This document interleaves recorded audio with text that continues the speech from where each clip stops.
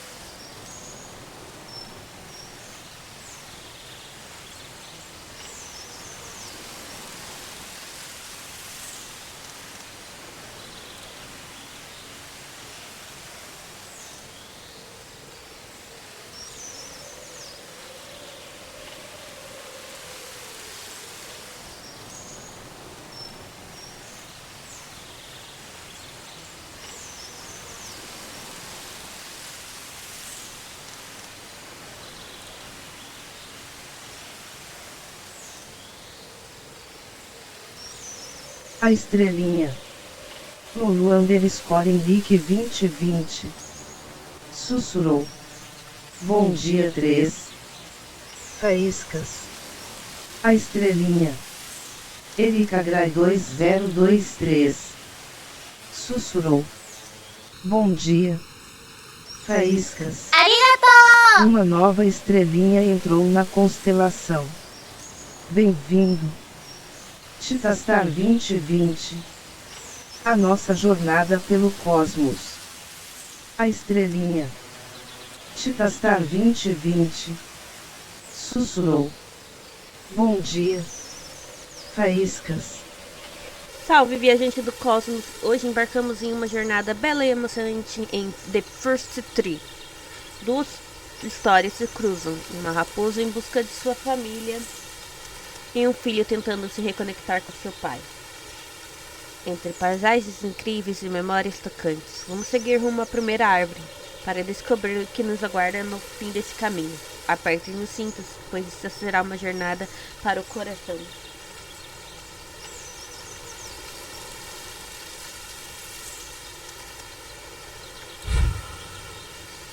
Vamos jogo.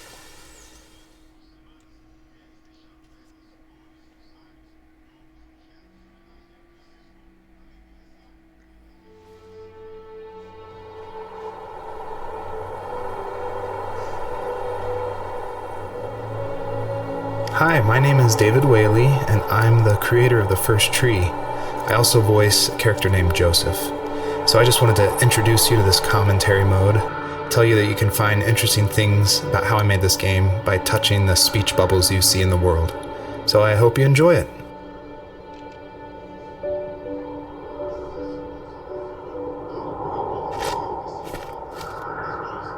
Are you awake? I thought I heard you get up. Yeah, I'm awake. Sorry, I just can't sleep. Are you thinking about him? Yeah, a bit. You should get back to sleep, my love. I'm fine. No, it's okay. What else is on your mind? I don't know, it seems weird, but I had one of the most vivid dreams of my life. I saw a fox on a snowy mountain, just looking confused and worried. Those eyes, I can't get those eyes out of my head. She was running in the windy snow, looking for something. Do you think it has to do with you and what's been going on? I don't know. It was just a dream, Rachel. They're not meant to make sense. A lot's happened the past couple days, that's all. Well, if you're not going to sleep anyway, you should tell me. I want to hear. All right.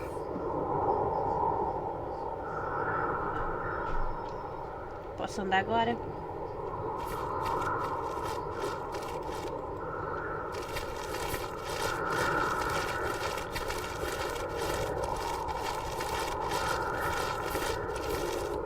Será que dá pra aumentar o gráfico? Very high. Ultra high.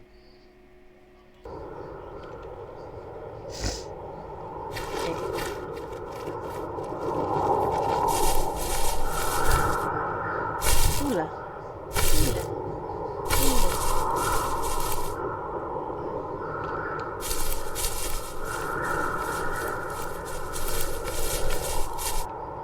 Ah, eu mudo o modo. Tá, entendi. E eu pulo. Aí eu interajo.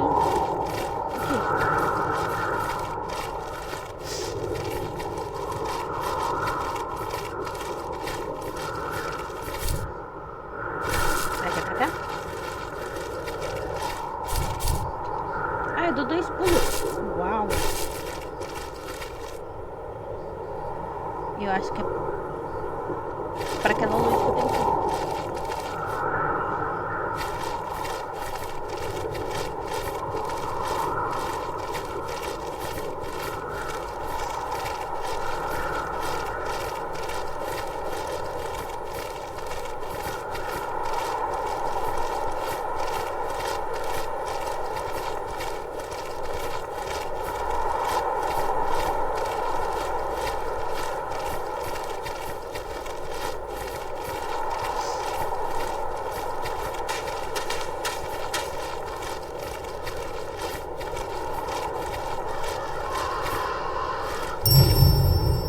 So it's usually at this point where people say something like, this is not the kind of game I was expecting.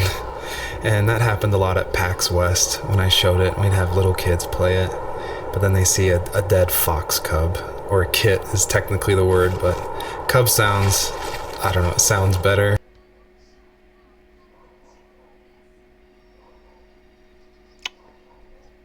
Eu queria. Like Wes Anderson uses it in Fantastic Mr. Fox, so I thought cub would be alright. But anyway, having this game, I wanted it to be more serious. This game's based on dealing with the death of my father, which was the hardest thing that's ever happened to me and my family. But I don't want to talk about it here, and I didn't want to talk about it with anybody really to this day still. It's very personal. And that's why I made this game. That's exactly the reason. Because I wanted to get those feelings out and like communicate with people without like talking about it.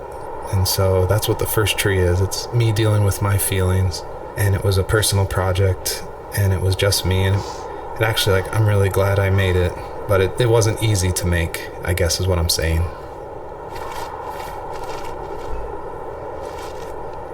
So not far from her home, she followed that path to something unexpected.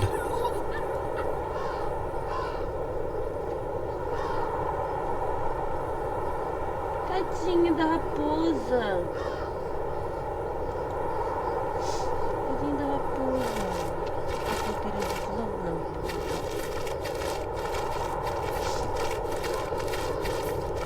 She couldn't stay though. She had to find her other 2 children. So she took that path. She followed it towards something ancient. Something with answers. Ai, o jogo é bonito, hein?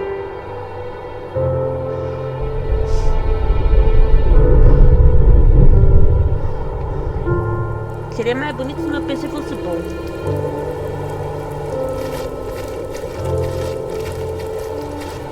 The fox looked high and low, searching for any sign of her cubs. Points of light showed the way to this ancient tree. It was as if each one had a story to tell, all their own. The land was trying to tell my story too. I felt like I was right behind her the whole time. Sempre que houver diálogo, parar.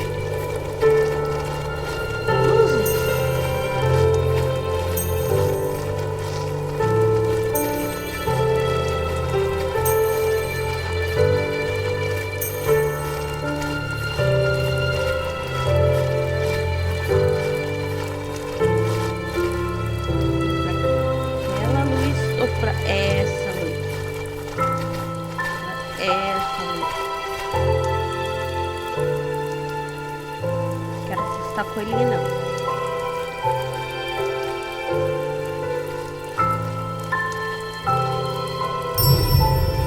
The bunnies were added because my wife, Elise, who also voices Rachel in the game, who's also helped a ton to make the game, as we were playing, she just said the world felt kind of empty and not alive enough. So I knew we needed to add some kind of life, and so the bunnies was like the first idea that came to mind.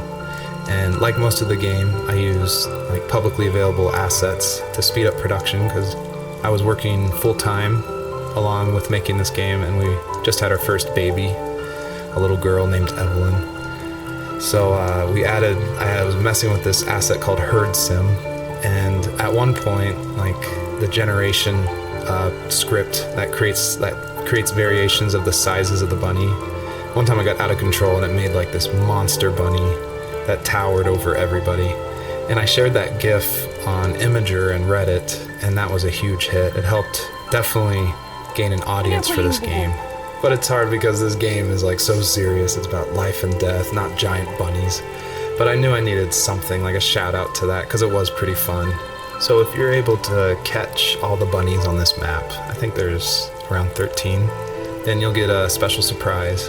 So good luck. Então eu tenho que pegar.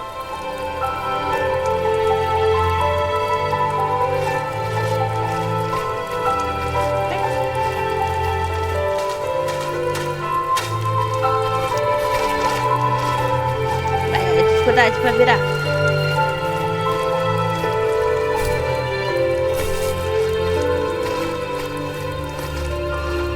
Como que eu pego o coelho?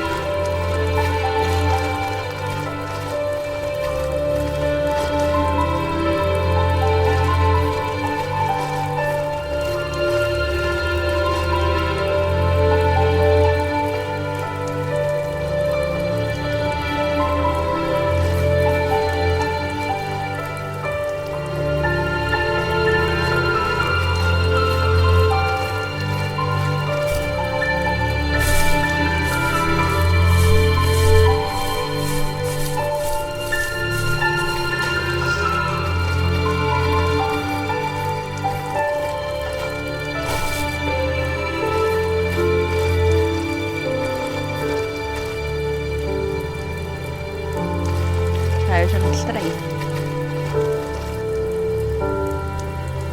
Cadê a bolinha?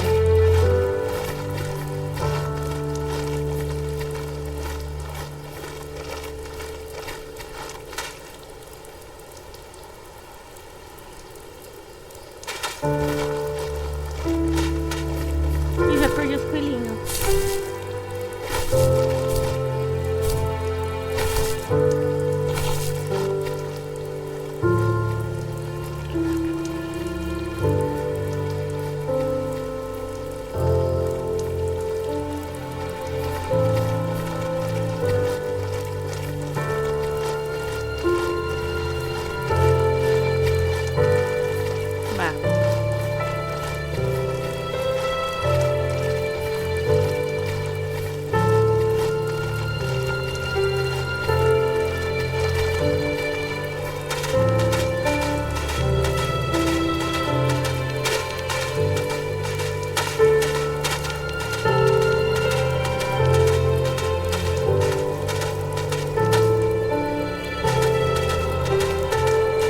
Eu não sei como pega o coelho.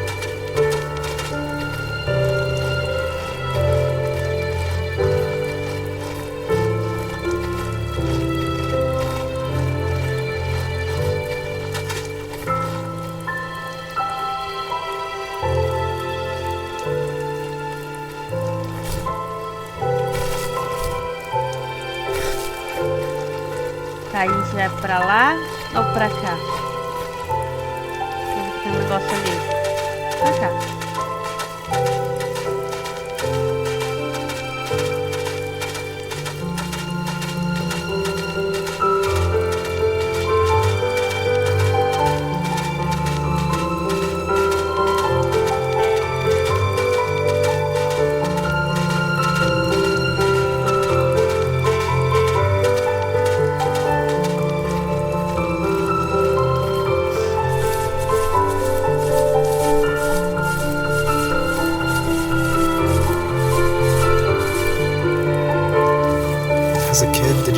show and tell in your class? Yeah, I think I only did it once, when I was in the 4th grade. You know how my life was around then. I wanted to show my class what helped pass the time and distracted me, so I brought a dozen paper cranes I had made. I think I told everyone how badly I wanted to be a bird and fly, embarrassingly enough. Don't be embarrassed. Every kid wants to fly. For me, it was another toy from my dad, a wooden boat. I remember guarding it so carefully in my hands as I walked into class. When I sat down, a group of boys immediately made fun of it. They asked which trash can I found it in, or why an ugly log was my favorite toy. When I got up, I didn't even want to tell them my dad had carved it. I said it was a joke gift my friend had given me. Kids can be so cruel. Some of them are. I shouldn't have let them get to me, but it did. It's amazing we bounced back at all.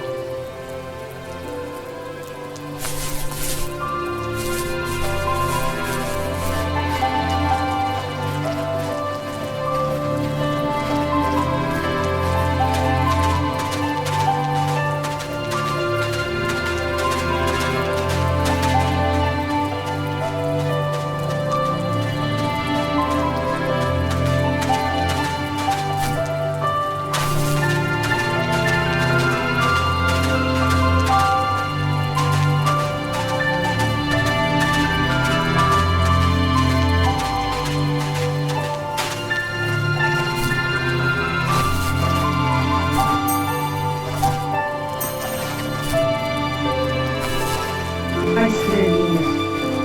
Estrela sussurrou. Ilumine ainda mais a live. Estrela branca média ajude a melhorar. livepix.gg/titasoveiro. Faíscas.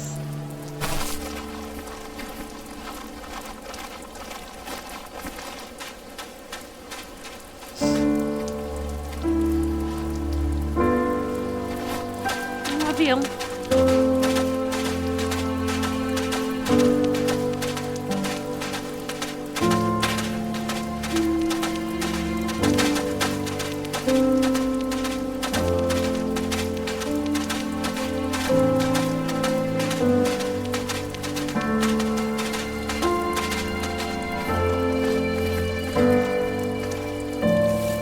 Do you remember what my dad did for a living?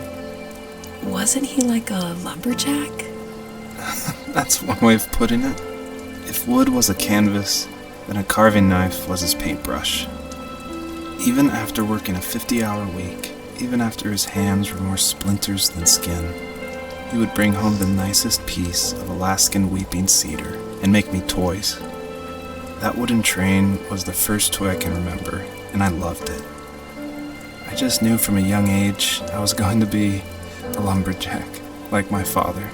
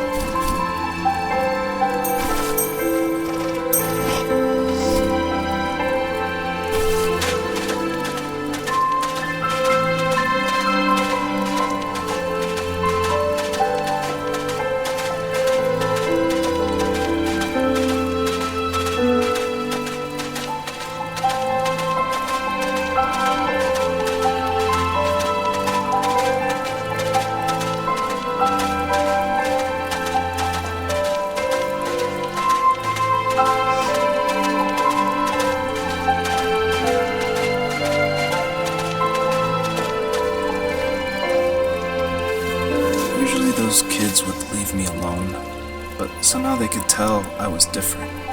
They made fun of how far away I lived. They called my dad a sourdough. I was a blabbermouth as a kid, telling my dad stories I made up for hours. But after that show and tell, I didn't tell him much anymore. He didn't know exactly what was wrong, but his best guess was that the toys he carved weren't cool enough. He carved me a tank and tried to tell me what it was like to be in a real tank as a serviceman. I didn't know your dad was in the military. Yeah, in the army. The sad thing is that I'd pretty much forgotten until just now. There's so much I still don't know about him. I'm sorry. He knows how much you love him. You're going to see him again soon and have some closure, I'm sure. Tá, eu acho que eu tenho que ir pra lá. Então eu vou pegar aquelas coisinhas aqui.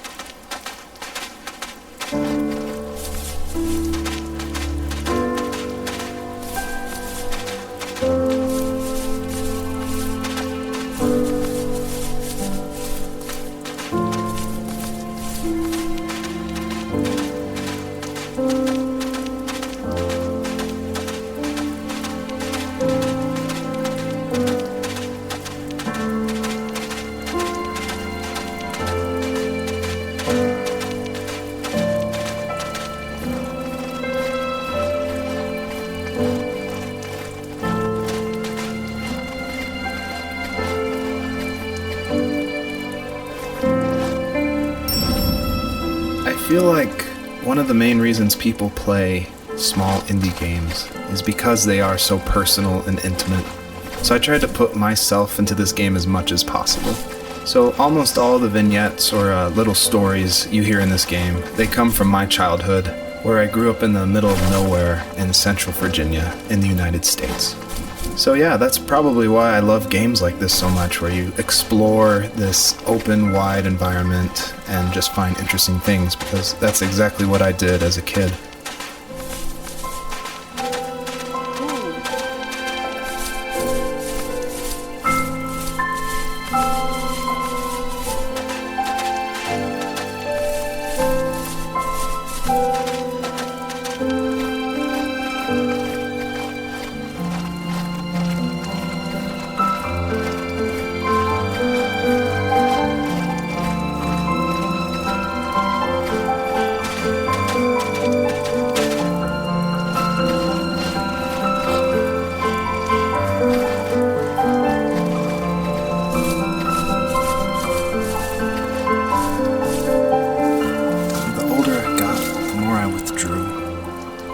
Myself, why talk to anybody anyway? Why bother when I'm happy by myself? I started drawing a lot, mostly animals I saw in the woods by my home.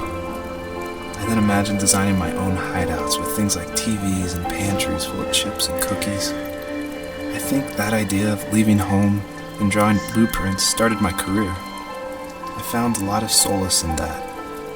I'm not surprised, but I did the same thing, you know? There's something special about having a place to call your own. And now look at us. Well, if you count renting in an overpriced city. It's as close as we can get for now.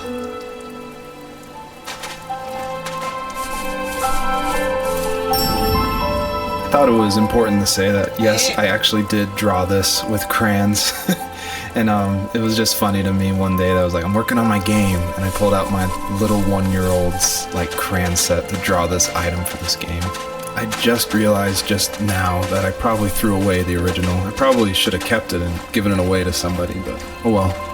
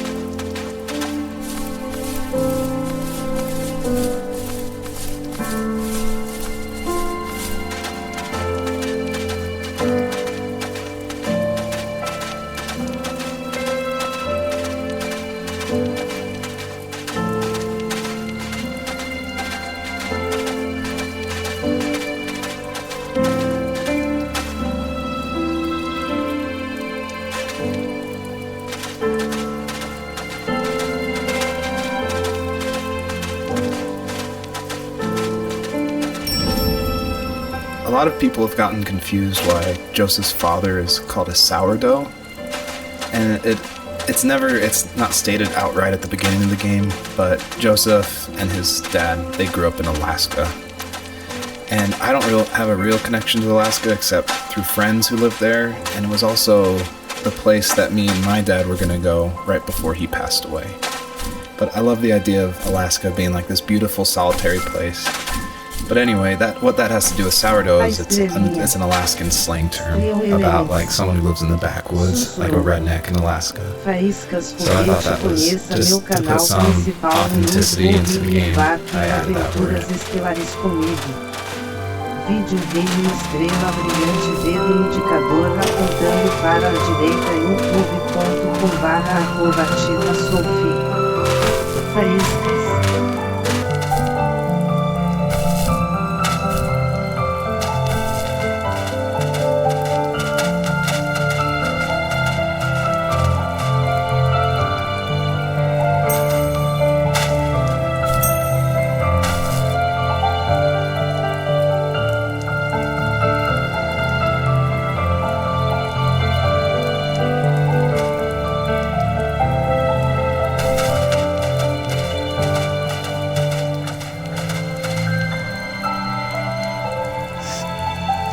Ainda bem que não tem nada de jogo.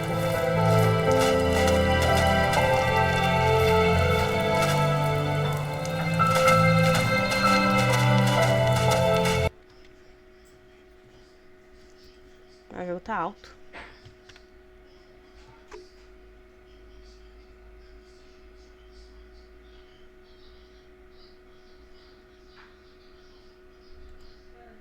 Deixa eu só baixar um pouquinho o jogo aqui.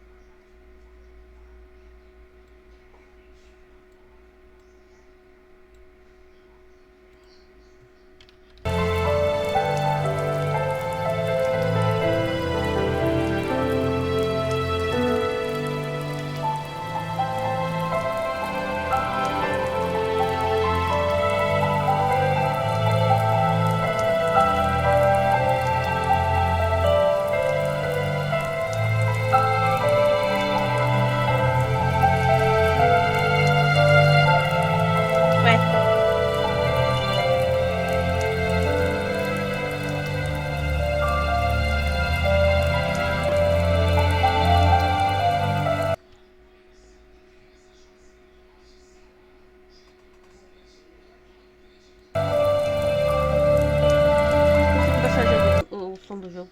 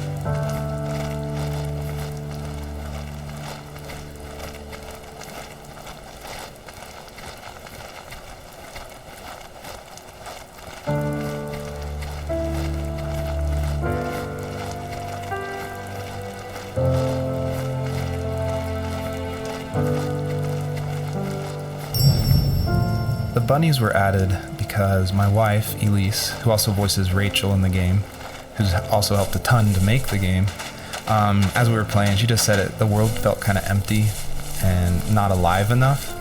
So I knew we needed to add some kind of life, and so the bunnies was like the first idea that came to mind. And like most of the game, I used like publicly available assets to speed up production because I was working full-time along with making this game, and we just had our first baby, a little girl named Evelyn. So I was messing with this asset called Herd Sim, and at one point, like the generation script that creates variations of the sizes of the bunny. One time I got out of control and it made like this monster bunny that towered over everybody. And I shared that GIF on Imager and Reddit, and that was a huge hit. It helped definitely gain an audience for this game. But it's hard because this game is like so serious. It's about life and death, not giant bunnies. But I knew I needed something, like a shout out to that, because it was pretty fun. So if you're able to catch all the bunnies on this map, I think there's around 13, then you'll get a special surprise. So good luck. I feel like one of the best ways to make an exploration game feel worth it, or to reward the player, is to have as many secrets as possible. Like some of my favorite games like Dear Esther and Gone Home and Firewatch. I love those story-driven games. And they're kind of like these mystery boxes where if you put in a lot of effort, if you look closely, the world reveals itself to you better. So there are like secrets in the first tree. See if you can find one of these hidden items by digging around in these unmarked spots around this area.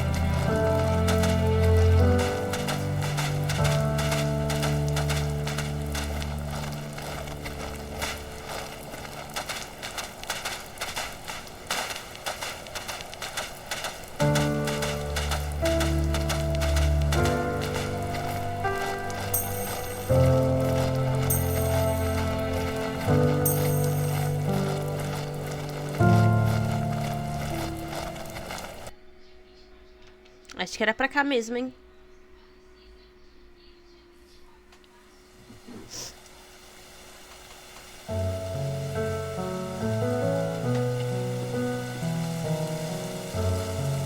Cadê a neve?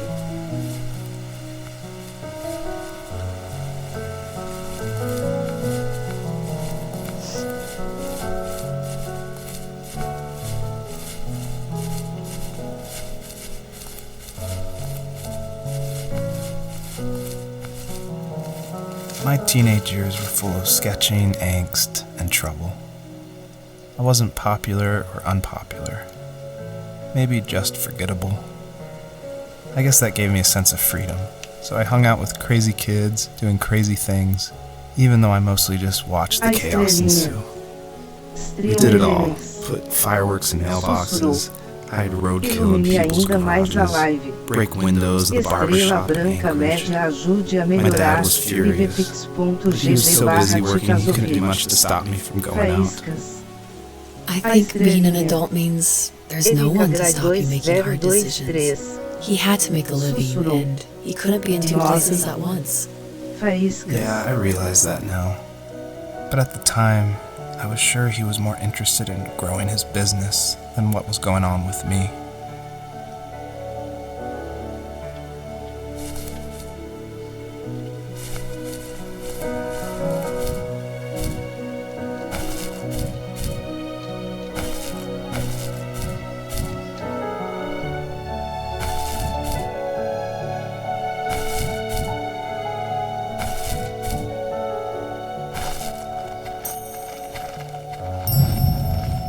This is the level that I showed at PAX West, which was a crazy dream come true that this hobby project was being shown next to all these amazing indie games.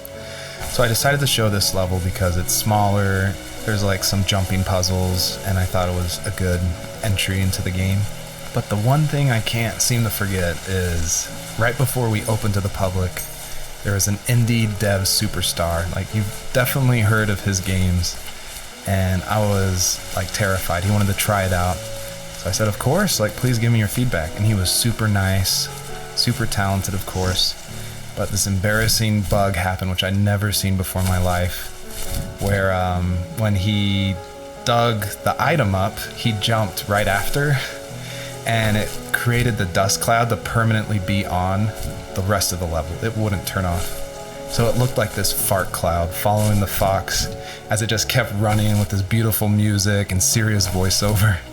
And it was horrible. I think about that every time I look at this level. But, you know, I was able to fix it, so I'm glad someone could at least find that bug.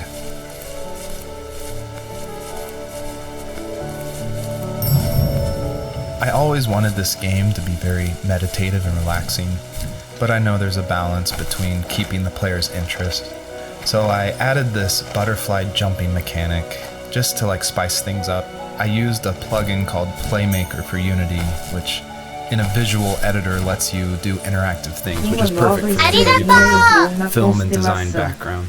But on the flip side, I really wish I was good at code, because this jumping mechanic, the jumping mechanic in the whole game actually has frustrated a lot of players. But hopefully I've been able to fine-tune it, so it should feel a lot better now. I would just hate that this meditative game would get frustrating, so I've lowered the gravity, I've made the jumps more consistent, so hopefully people can just focus on the world and the story. I always wanted this game to be very meditative and relaxing, but I know there's a balance between keeping the player's interest. So I added this butterfly jumping mechanic just to like spice things up. I used a plugin called Playmaker for Unity, which in a visual editor lets you do interactive things, which is perfect for me because I do come from a film and design background. But on the flip side, Moço, para de falar na minha cabeça um minutinho.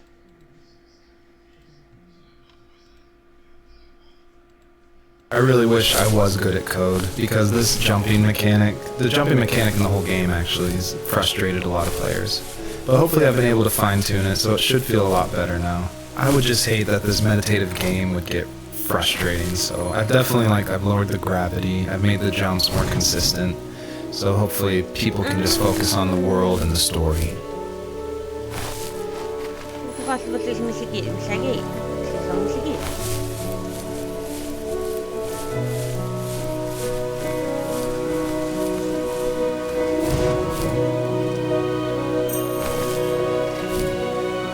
Subi.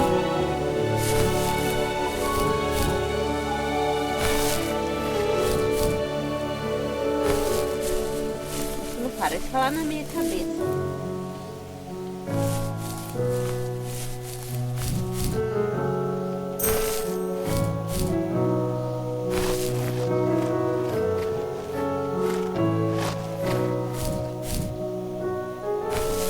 Será que eu tenho que ir pra cá? Porque tem coisa ali. Eu acho que tem que ir pra cá.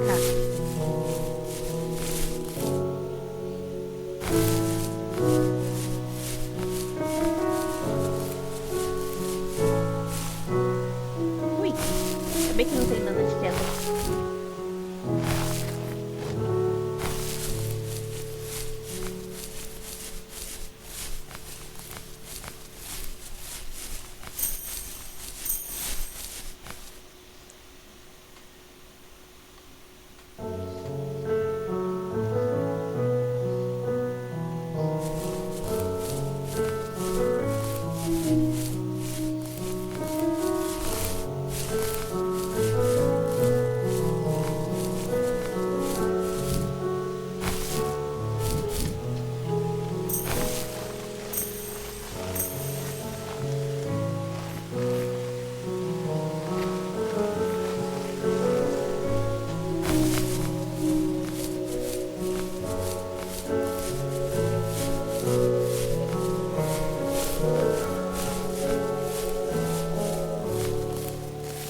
It was working another late night, and my friends were over, saying how bored they were and how they had come all the way out to my house for nothing. One of them mentioned how that old, ugly beyond belief truck was still in the garage, and how we should take it for a spin. I was only 15, so I kind of fought it for a while. The next thing I knew, we were craning around the mountain path, rocks spitting onto the sides of the cliff, while my dad's cringeworthy bluegrass blared out the speakers. I drove while my friends were in the back of that yellow and purple truck, throwing beer bottles and trash at anything remotely interesting. Felt like I was soaring in the air with borrowed wings. But all good things have endings.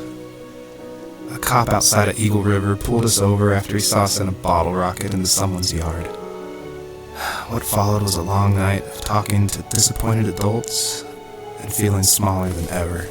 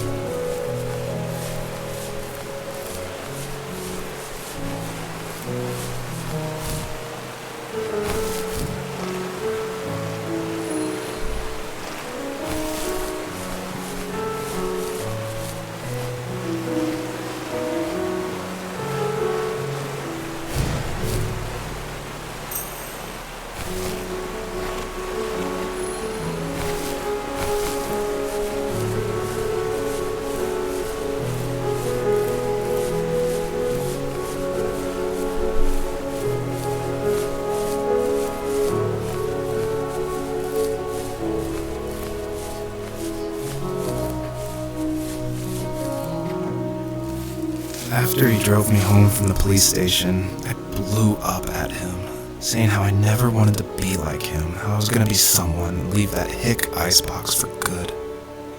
He just looked forward at the road with tired eyes. I took out that bluegrass tape from the cassette deck and chucked it out the window.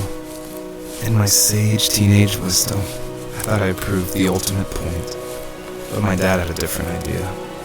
He slammed the brakes, slowly bowed his head while gripping the steering wheel, and finally looked at me. All he said, like it was a polite request, was, "Make this right." I sat there in silence, fuming, but I eventually got out and combed every square inch of the woods, muttering profanity after profanity. I found it 30 minutes later, near a small waterfall off the road. I went back to the truck, put the wet tape back in, and sure enough it worked. We didn't speak another word to each other the rest of the night. Wow, I knew you were a crazy teenager, but... It's hard to believe, isn't it? It surprises me too. It's like I didn't really know who that kid was back then. I bet my dad thought the same thing over and over. It's almost like he was saying, "Make this right," to himself, more than to me. Tá, mas como é que eu subo ali?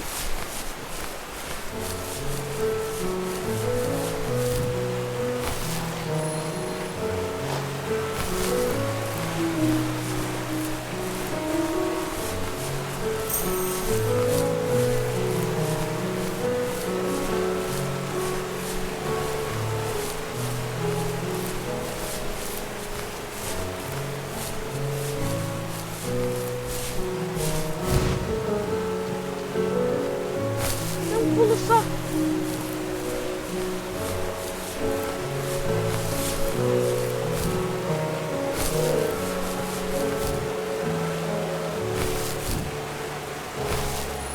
Pulei.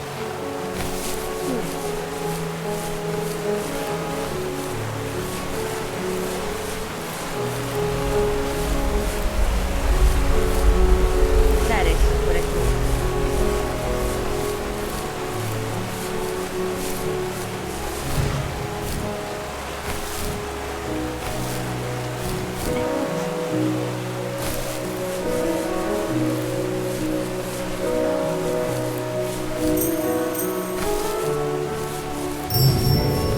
My biggest hope for the players that are playing is that they realize how similar these two parallel stories are, of this fox looking for her missing cubs, and also of this son reconnecting with his father.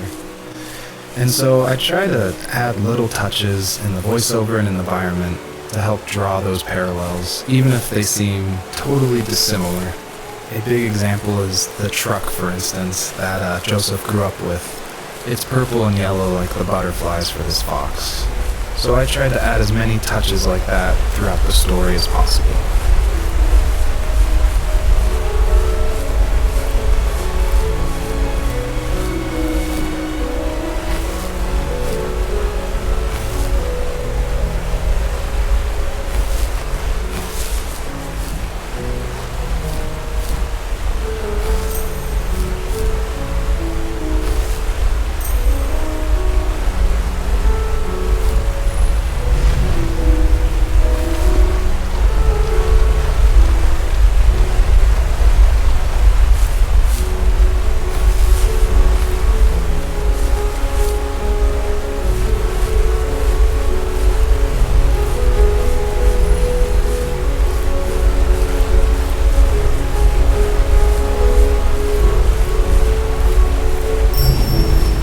You may have noticed there's a little pond here, and believe it or not, I tried everything I could to get swimming working in this game, and I just could not do it, unfortunately. And so all the water in this game you can just stand in, which is, it still like bums me out, but the systems were not working, it was buggy. So I just had to throw it out, which, you know, I think it's okay. Like, I wish it was there, but again, the focus of this game is on the story.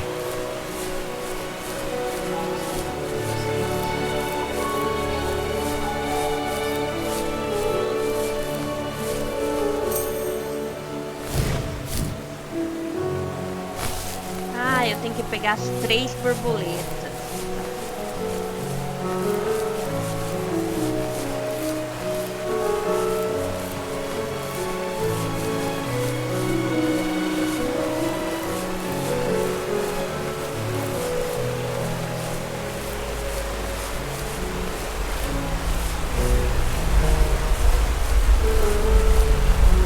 A estrelinha. Estrelinhas. Sussurrou. Faíscas Foguete. Conheça meu canal principal no YouTube e embarque em aventuras estelares comigo. Videogame estrela brilhante. Dedo indicador apontando para a direita. youtube.com/@tita-soufim. Faíscas.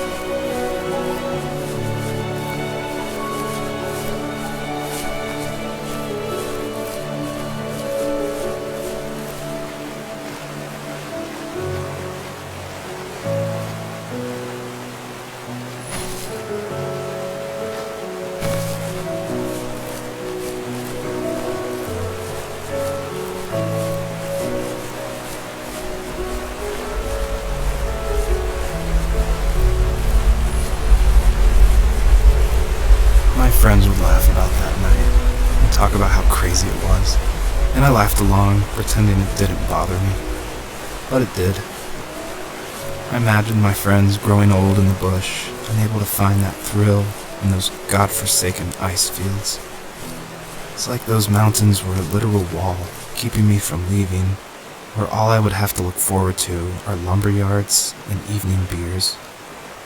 I had to climb over. That was my only goal for a long time.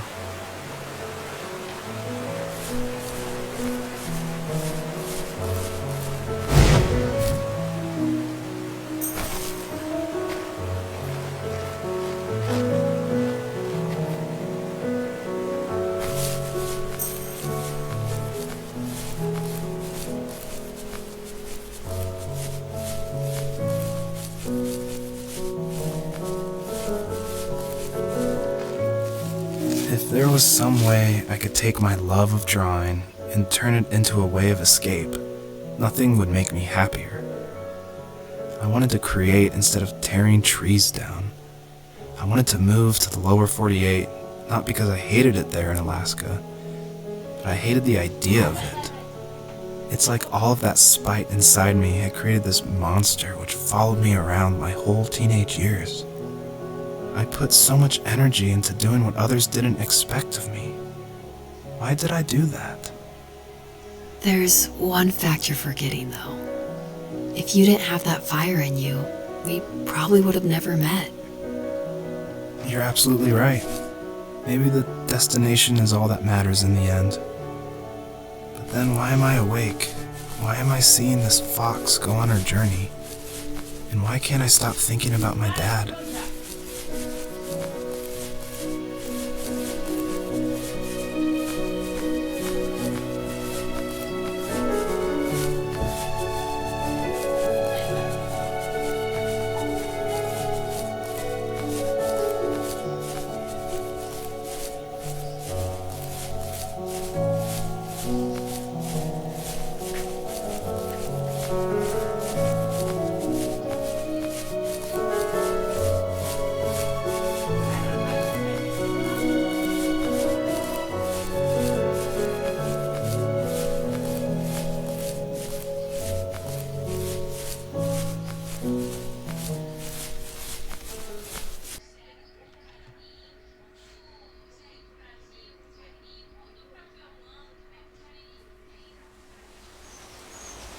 A estrelinha.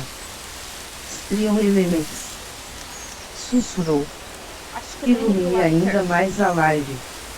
Estrela branca média ajude a melhorar, livepix.gg/titasofie. Faíscas.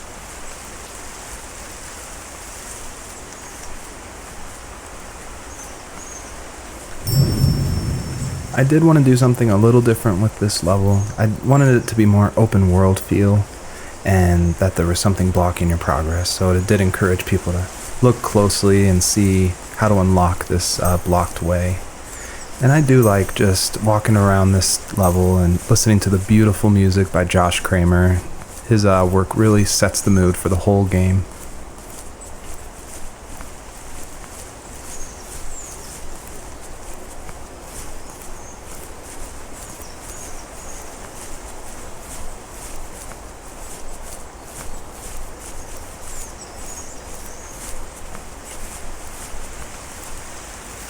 My dad built a lot of stuff in his free time. If he wasn't watching fly fishing or reading Tom Clancy novels, he was carving something. He made tons of birdhouses. Not that he was into bird watching, but I think he really missed working and adding on to the home. If he couldn't afford the time to build onto our own house, he would have to settle with watching birds move into their little homes. We kept an old mattress in the bed of that ugly yellow truck, so we would drive it deep into the woods and then watch the birds fly into their houses while the sun set. Usually it was accompanied by venison jerky or a cold Coke, but not a lot of talking, which is how we both liked it.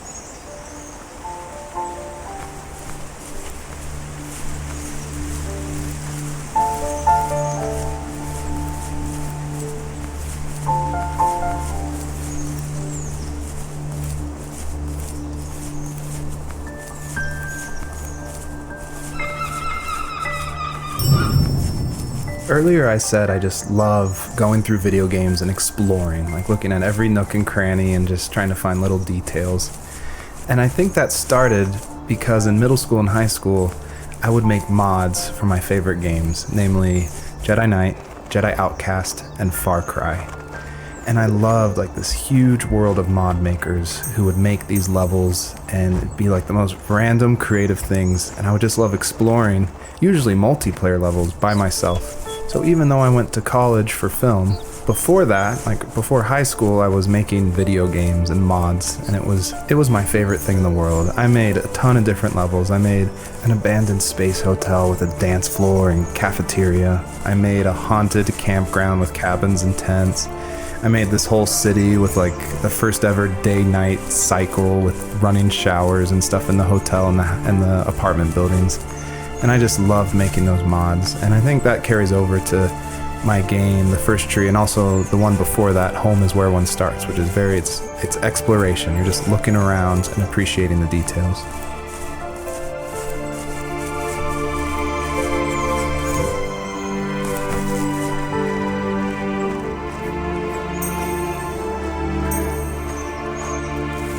We were happiest underneath the evergreens.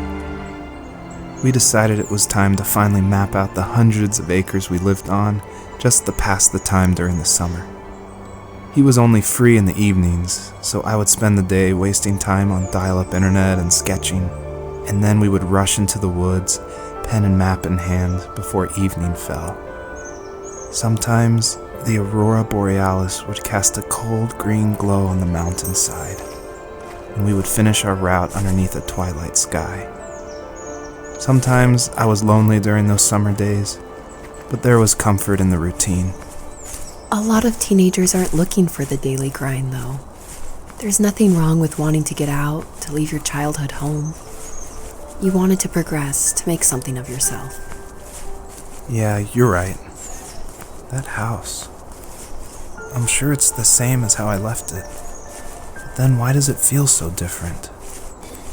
I doubt you're the only adult to have looked back and asked that question.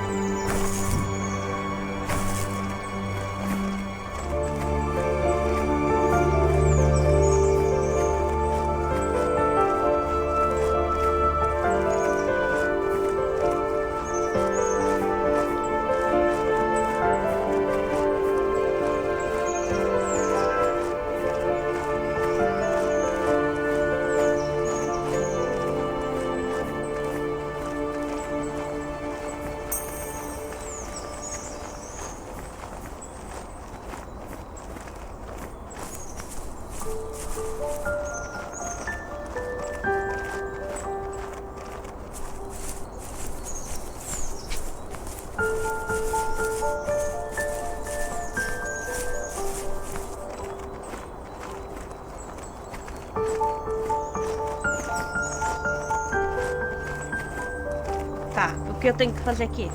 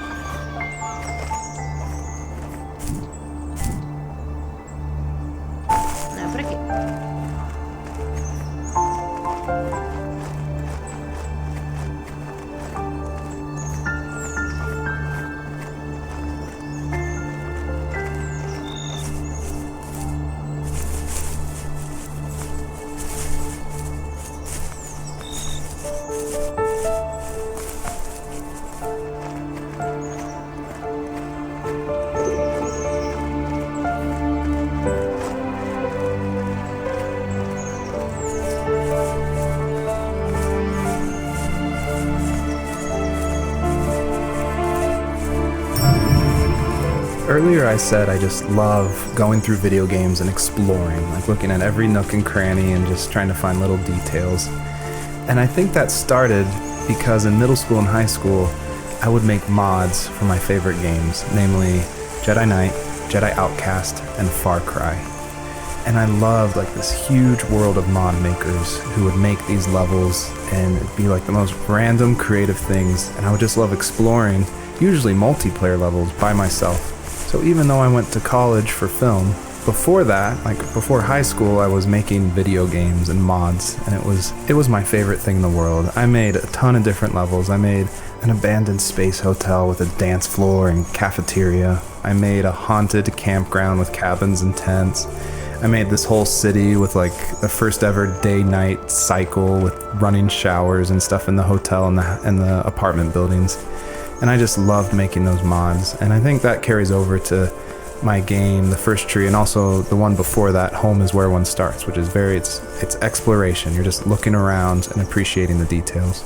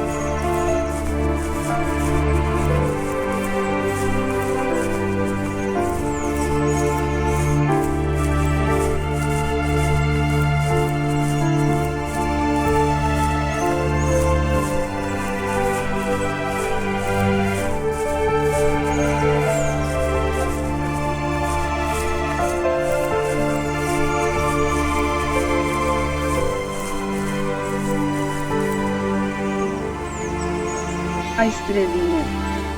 Titastar 2020. Sussurrou. Oi. Faíscas. A estrelinha. Erika Gray 2023. Sussurrou. Oi. Faíscas. A estrelinha. No Luan escolhe Nick 2020. Sussurrou. Oi. Faíscas. A estrelinha. Stream Elements. Sussurrou. Você pode assistir às minhas lives a qualquer momento neste canal. Estrela Brilhante, inscreva-se em youtube.com/@titasolfivog e não perca nenhuma aventura. Faíscas.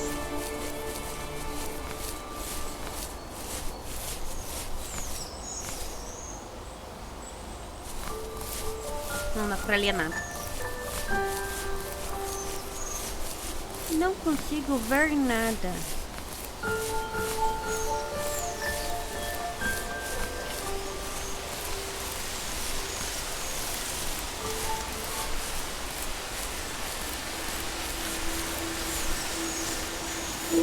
Even at my most distant, at the times when I detested him the most, he kept reaching out.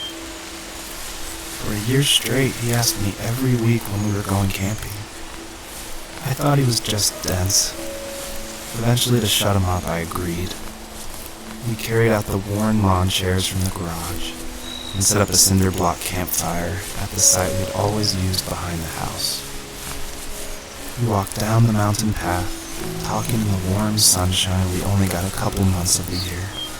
Those 3 obsidian rocks shimmered alongside the shore, almost like sparklers pressed against a dark window.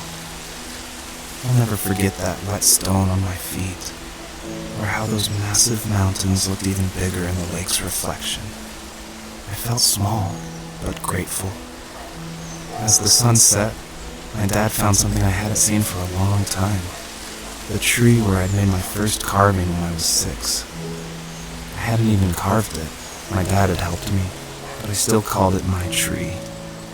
Something about seeing my name there made me open up, and we talked about everything that night in that old camouflage tent. I told him how much I loved sketching and design, and how it would be a dream to study architecture in Seattle. I told him how I didn't get along with my friends much anymore, but that I didn't mind being alone. He told me he was there for me, and he joked that if all he had to do was write my name on a tree to finally get me to talk, he would have left me carved logs with novels on them in front of my room every morning. I don't know why it took me that long to realize it, but it was then I knew how much he had sacrificed for me.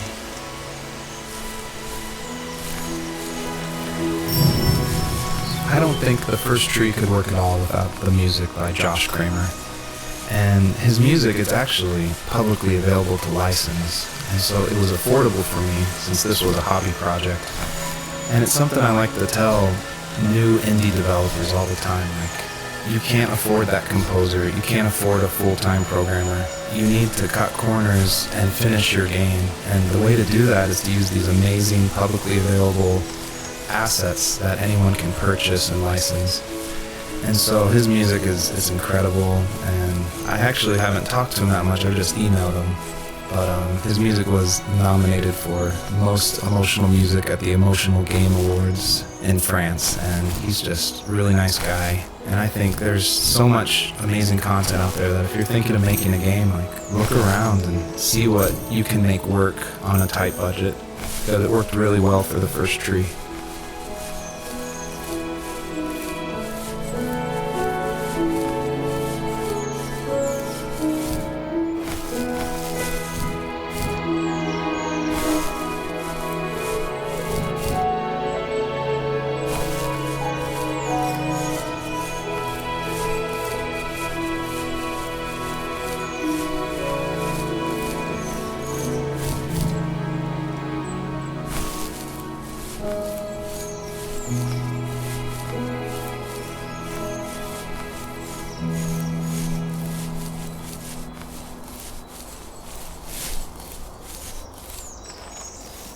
On our property, there were old abandoned pieces of a shed and car long left unused. I used to ask him all the time who those people were that left all this junk, and I'm sure he got so tired of hearing it that he made up some elaborate stories how a brown bear ate them and haunted the woods afterwards. What's funny is I think it made those people seem more real. Growing up thinking they were still hanging out like they couldn't say goodbye. I used to tell my friends how I could swear I saw spirits move near the water, and that always freaked them out. I guess it didn't bother me, because the way I saw it, they were normal people with old cars and sheds, just trying to figure out how to survive and be happy in the middle of nowhere. It was a cool thought that they didn't want to leave, but you know, I was a weird kid. Well, you had good company since those ghosts like living in a place where they were brutally devoured.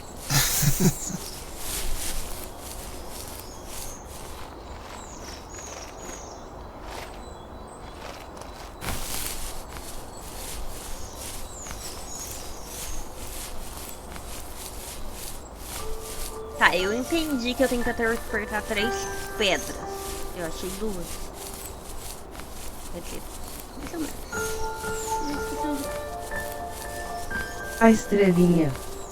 Stream Elements. Sussurrou. Oi, pessoal.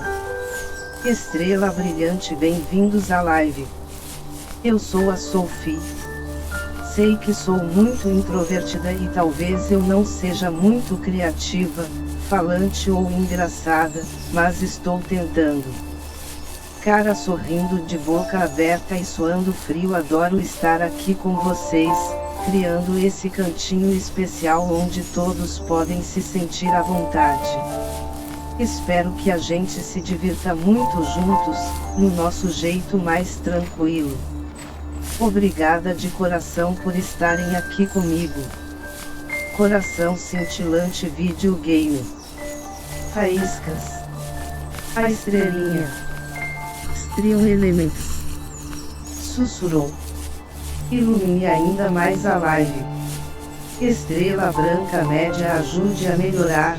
livepix.gg/titasoviei. Faíscas. A estrelinha. Stream Elements. Sussurrou. Faíscas Foguete. Conheça meu canal principal no YouTube e embarque em aventuras estelares comigo. Almost all stories follow the same kind of structure, and it starts with an inciting event, and then there's rising action, and then there's a climax, and then there's falling action. And it's actually really difficult to make an interesting story where you only hear these two people talking, and it's spoken through a dream that's already happened. And the most of the action is about this animal that isn't directly related to this couple at all. So I don't know what I was thinking, but my hope was that it would create some interesting things and connections that I didn't see before. And that was kind of the whole exercise of making the first tree.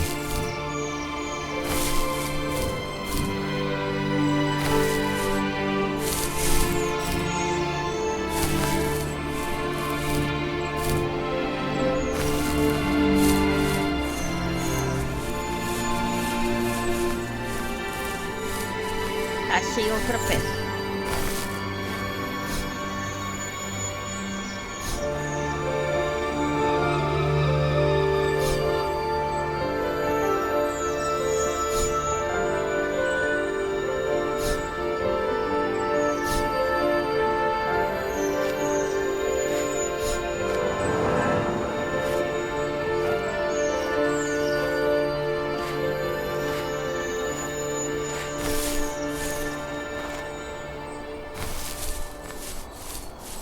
Eu tenho que voltar na segunda pedra que eu achei.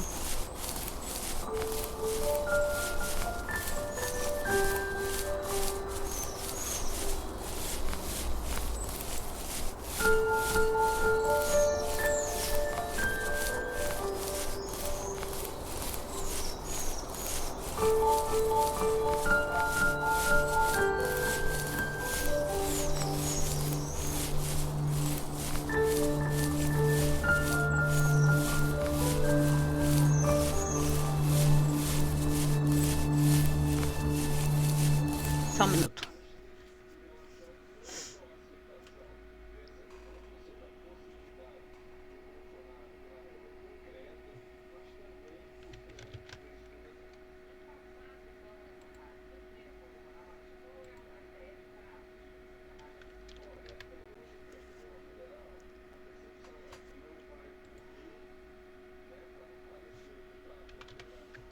A estrelinha.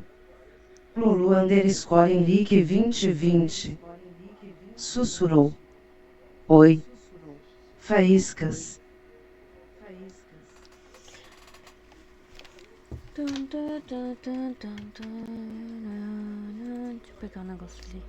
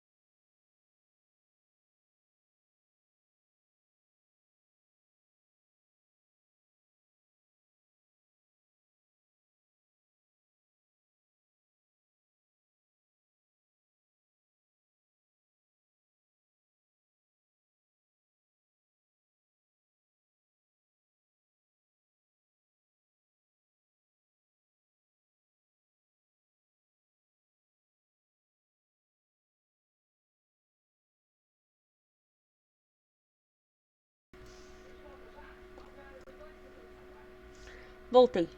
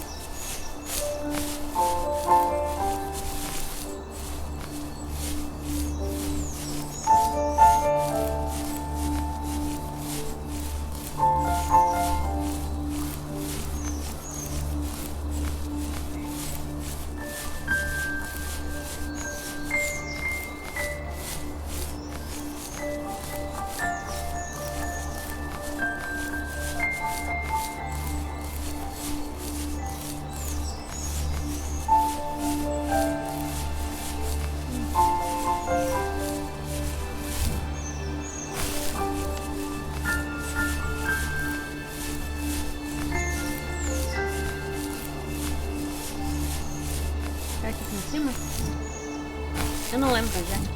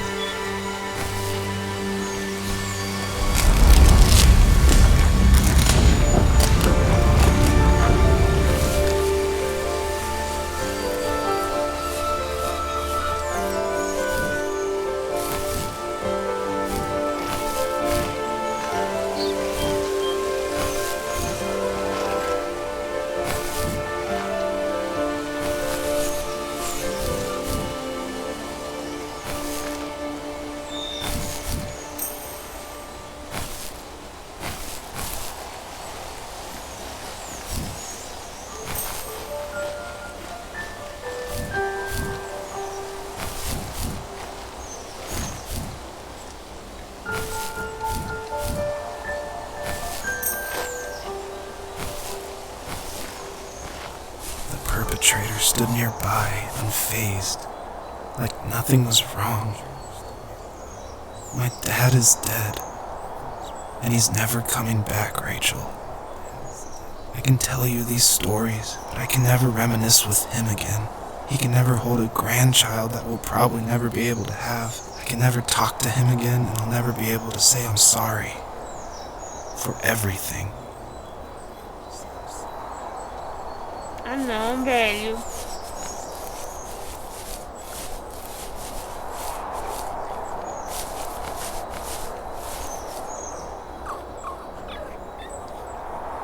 Eu achei que o pai dele tava vivo, ele só não se falava muito.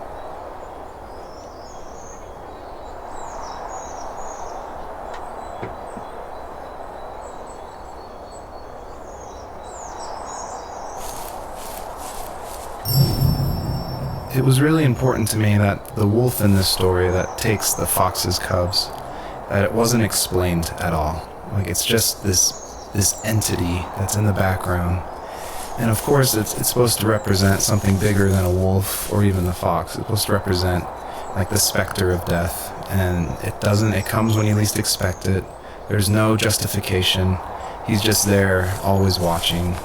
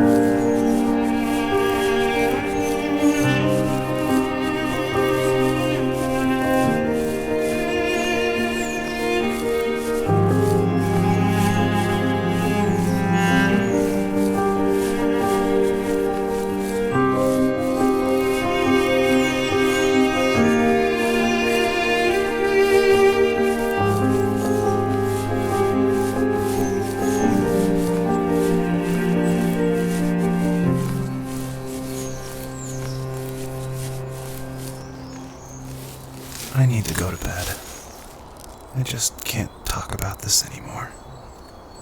Good night.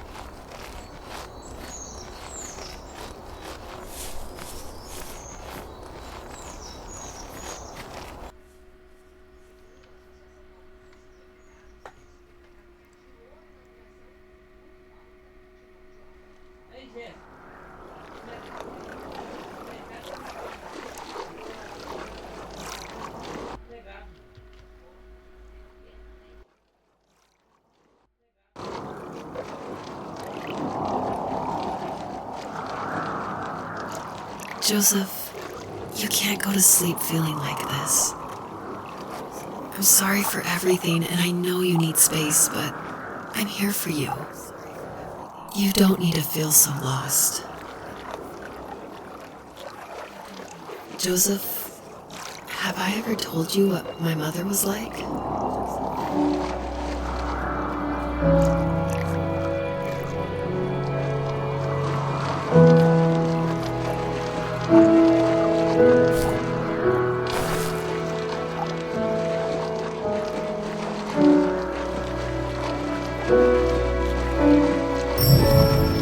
Hello, my name is Elise Whaley, and I was the voice actress for Rachel and also David's wife.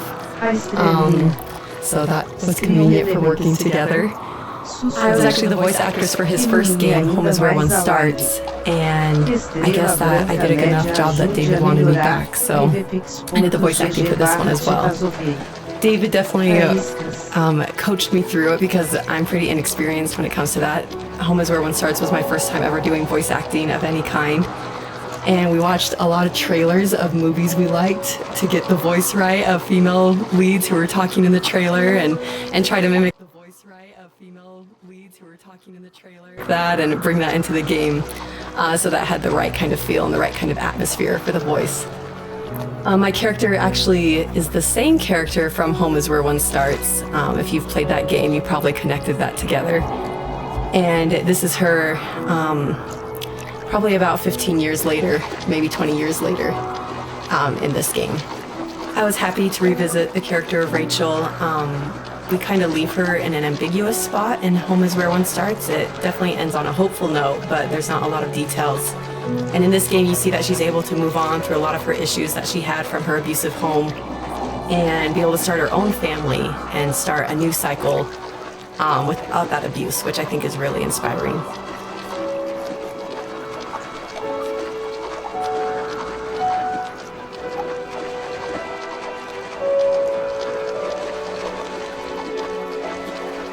You know what it's like not to have a mom at home. And you know how hard that made my childhood.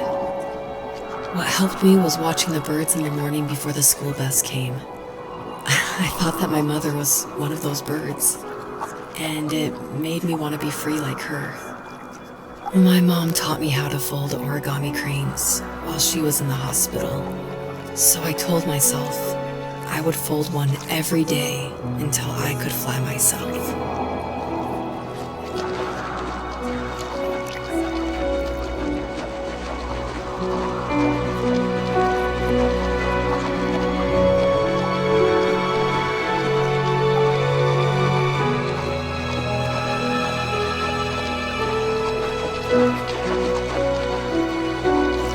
I think we both have always loved animals, and for me that love started with a dog. Sometimes this Rottweiler would come up to our property line and wait at the fence for me, but only once in a while. I was sure to check every day immediately after school, and it usually ended in disappointment. I would even steal money from my passed-out dad just so I could buy these off-brand dog biscuits. Even when she did stop by, she never went beyond the fence. Why was she so scared?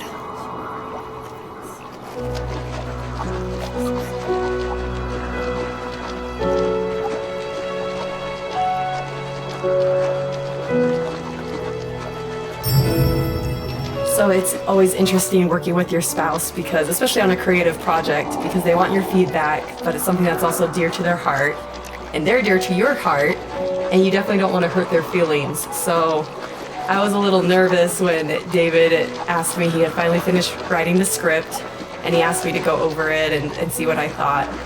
And I had minored in English. I majored in art, but I minored in English, so I felt like I had a little bit of experience.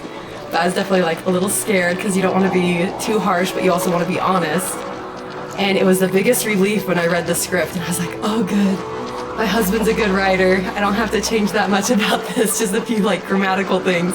And that was just like the biggest relief for me because it can be a tricky balance working with your spouse and making sure that that honesty is there, but also that love and the support is there as well. I think my dad was the opposite of your dad in almost every way, except he was in the military as well. He coped with alcohol of every kind.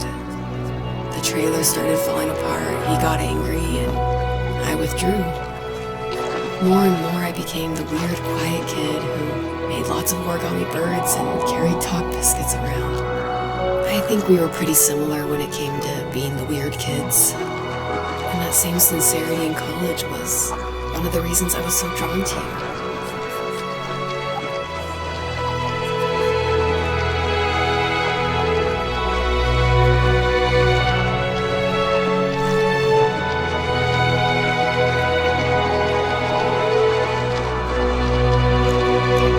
Life got worse and worse. And at one point, I really didn't think I could survive another day with my soul still intact. I had no real friends, let alone neighbors, since we lived in the middle of nowhere. I should have talked to my teacher, but I was scared what he would do if he found out. As I waited for the school bus one morning, I walked around until I found something in an abandoned shed. Something I can't put into words. A estrelinha. Streamers. Sussurrou.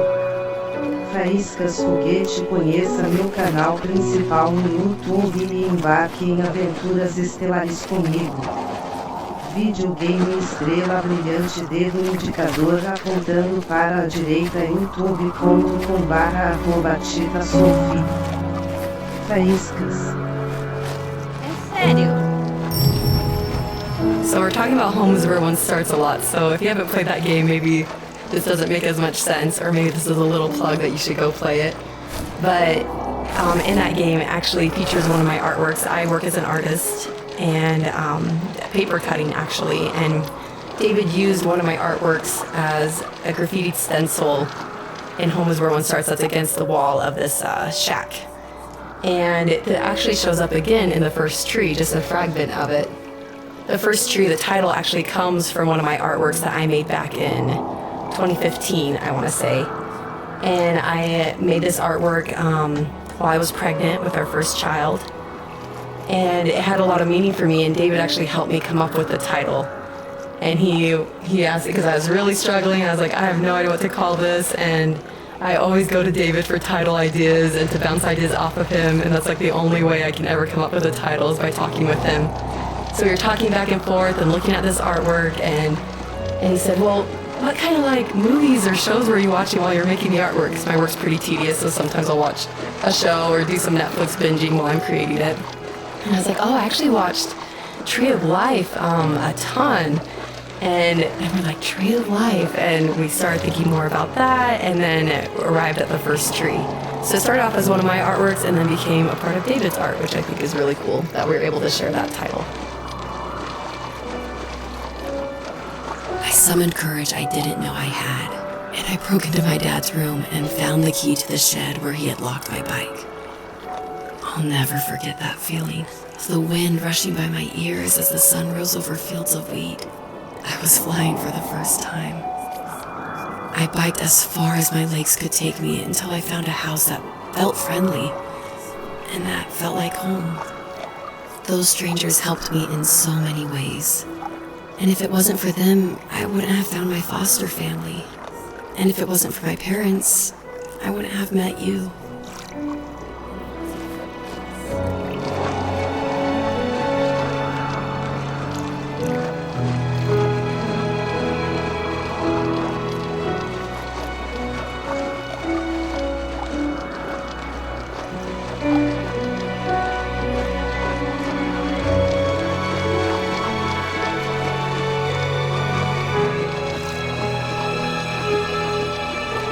You have strength, Joseph, and you're not as alone as you think.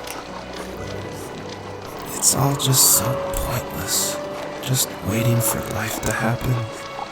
It's like having the home I always wanted is cursed out of my reach. The thought of being a parent myself. How could I do that when I couldn't even be a good son? I'm sorry. I know what you're saying. I just don't know how things will work out. These quiet hours will turn into years. We'll wonder which roads passed us by. Then we'll forge a new road together. Besides, I discovered for myself that one fateful morning where any hopeful road leads to. There may be thorns and mist, but it always leads to the same thing. And what's that? Family. I'm so glad that you're part of my family, Rachel. And I'm glad you're part of mine.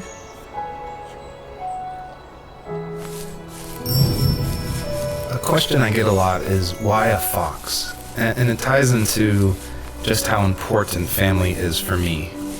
And Fox is actually a family name from my wife's side, from Elise. And she always heard about the legacy of the Fox family. And because of that, growing up, it was her favorite animal. She even made these 2 wooden foxes for our wedding cake toppers.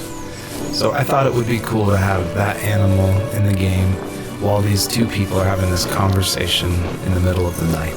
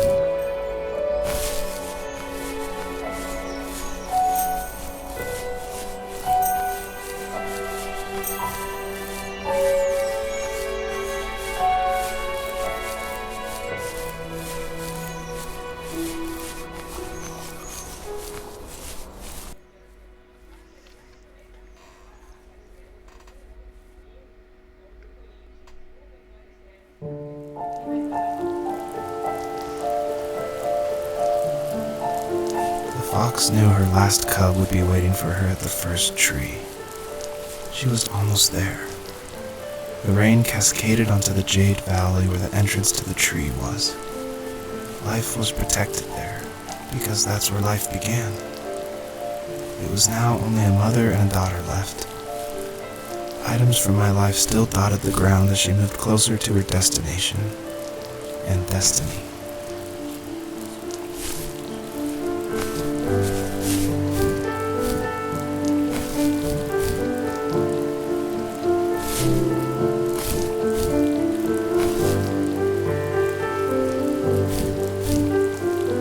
Tô presa.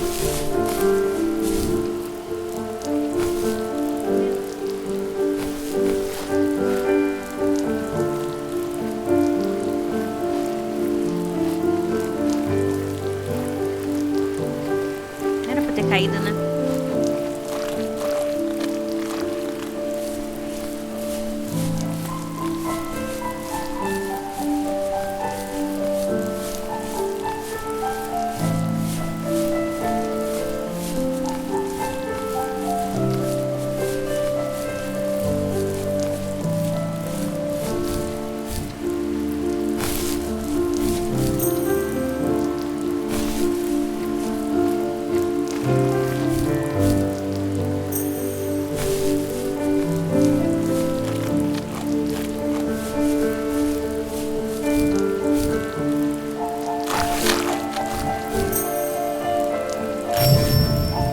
Usually what catches people's attention of the first tree is the visuals, of course.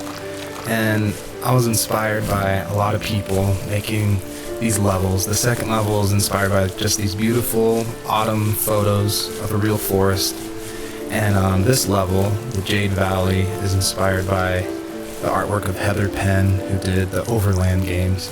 I just love those greens with a lot of gray in it. I love the strong vignettes in the corners of the frame. And of course, this environment pack was made by the very talented Swedish designer Mikael Gustafsson. And of course, his initial designs inspired me, and I was able to build off of that. And I'm really grateful that he allowed his environment pack to be made publicly available. At the end of high school, I felt something I hadn't felt in a long time. Drive. I looked into the best architecture schools on the West Coast, then got a dose of reality when looking at other students' portfolios and the high cost of tuition. I still wanted to be something, to be the next Alvaro Siza, and to make those thousands of sketches worth something in my grand history. But now even an internship sounds impossible. Siza helped me understand how essential emotion is in architecture. And he also said light is the real composer of space.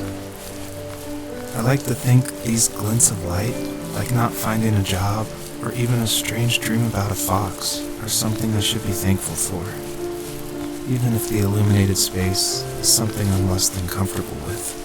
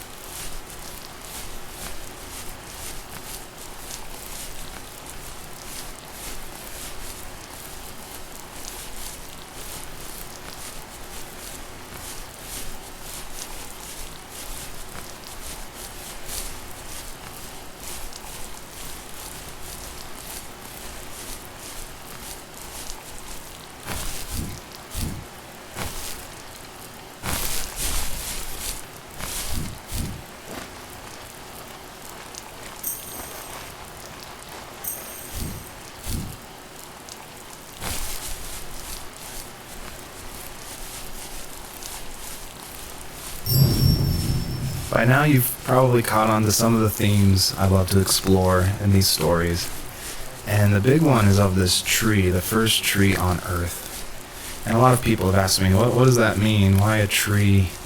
And basically it boils down to this delicate balance between nature and its relationship with life and death.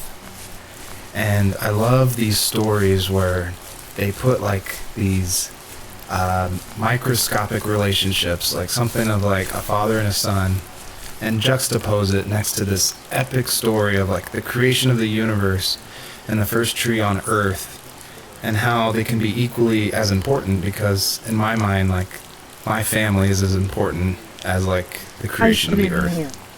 And it reminds me of like some of the stories I love, like The Road by Cormac McCarthy, or The Tree of Life by Terrence Malick. Basically, I wanted to make sure the player felt that there was a higher power than themselves, and that there was something watching over them as they went through this story.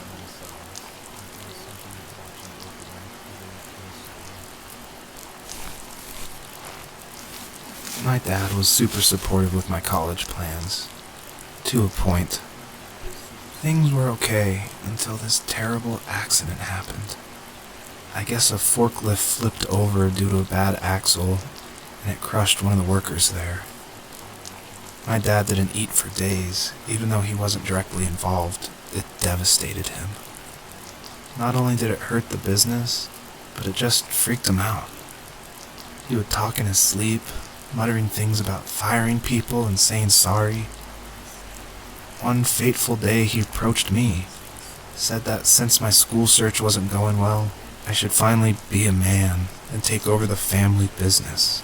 He said one day he was going to die, and that all of his work, sacrifice, and even that man's life would be wasted in vain.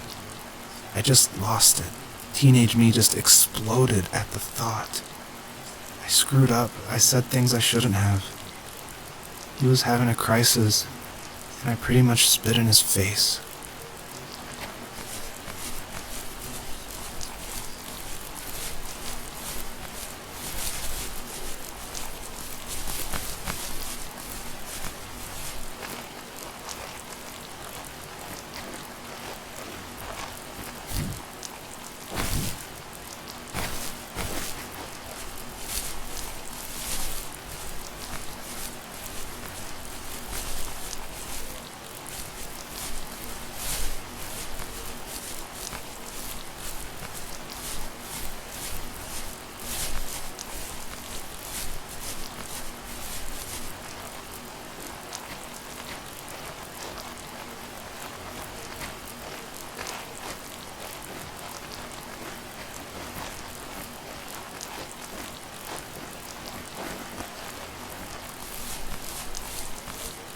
Acho que eu não consigo subir lá naquela casa.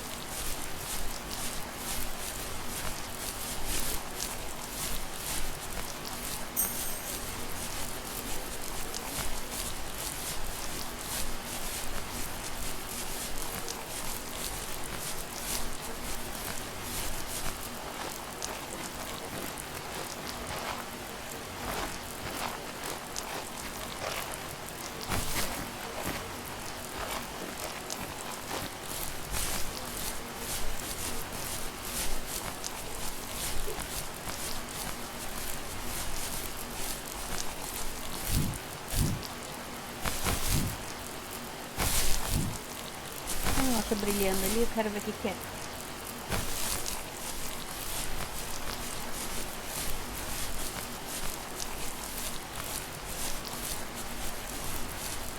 Não tinha nada, não.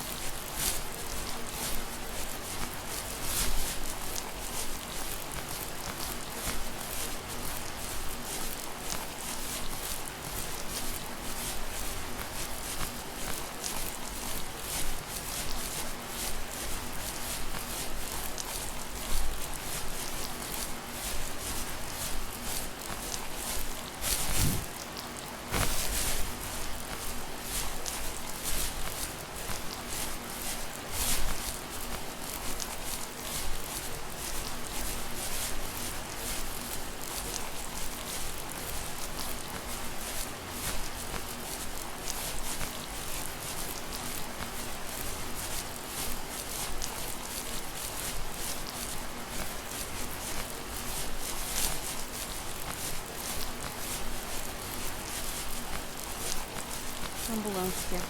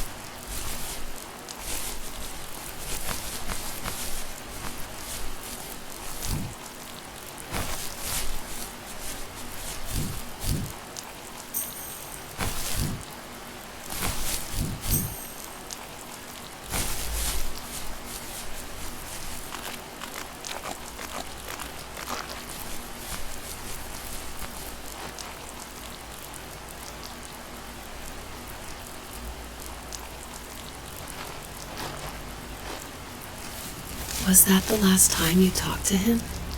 No, I called on holidays, and he would call on my birthday. I guess we acted like nothing ever happened, which was stupid. Didn't want to ask about his lumberyard, and I'm sure he didn't want to ask about my job search. I never went back and visited. I think the last conversation we had was about what movies we had seen and what exactly a best boy is in the credits. I thought he would be here so much longer.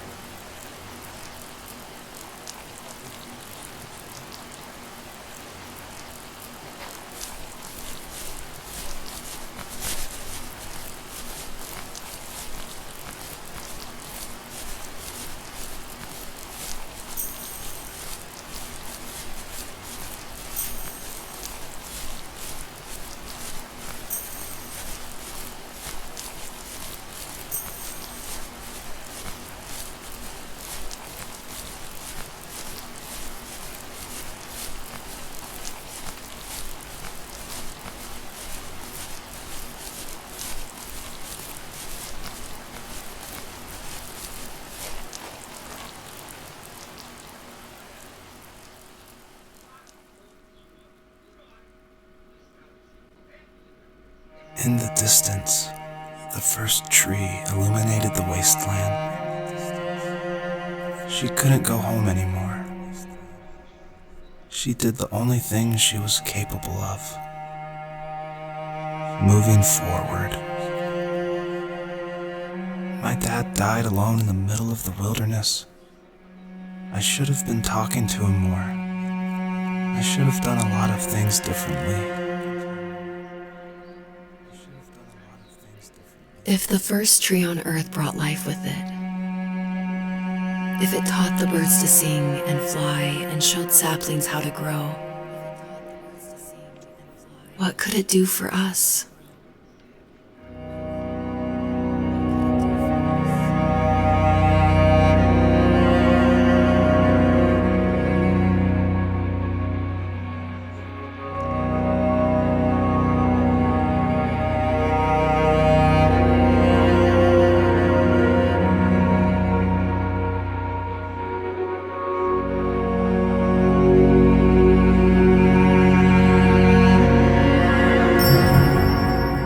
Honestly, this is a really emotional part, but I'm going to talk through it anyway.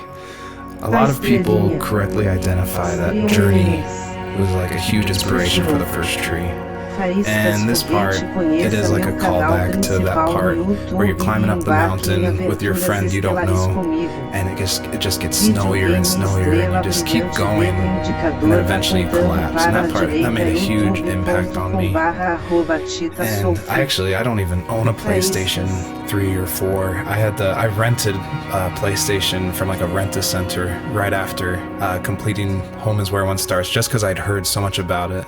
And everyone was right, it was a very impactful game, and it definitely inspired the first tree.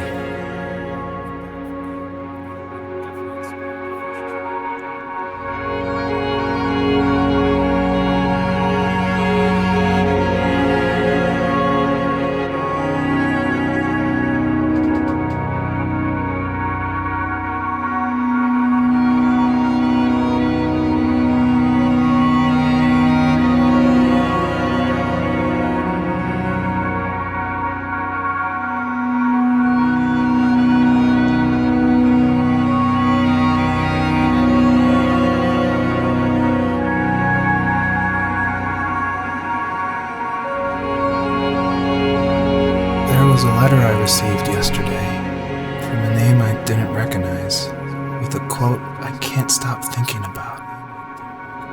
Death is not the opposite of life, but a part of it. More and more, I'm realizing one important truth. Each of us have our own journey to the first tree, but sometimes I'm not sure I'm ready to take that first step. You already have my love.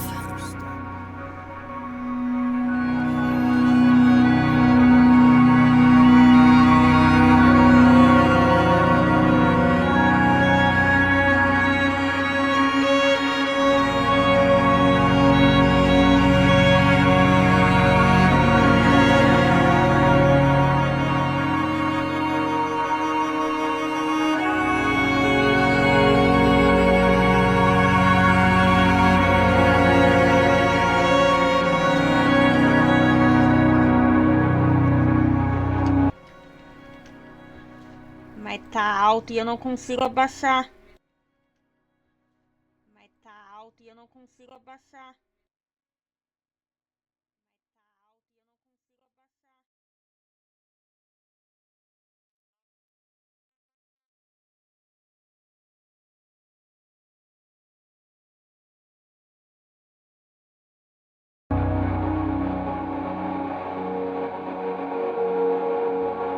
A estrelinha.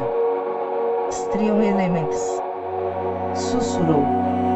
Você pode assistir às minhas lives a qualquer momento neste canal. Estrela Brilhante. Inscreva-se em youtube.com/@TitaSofivov e não perca nenhuma aventura. Faíscas.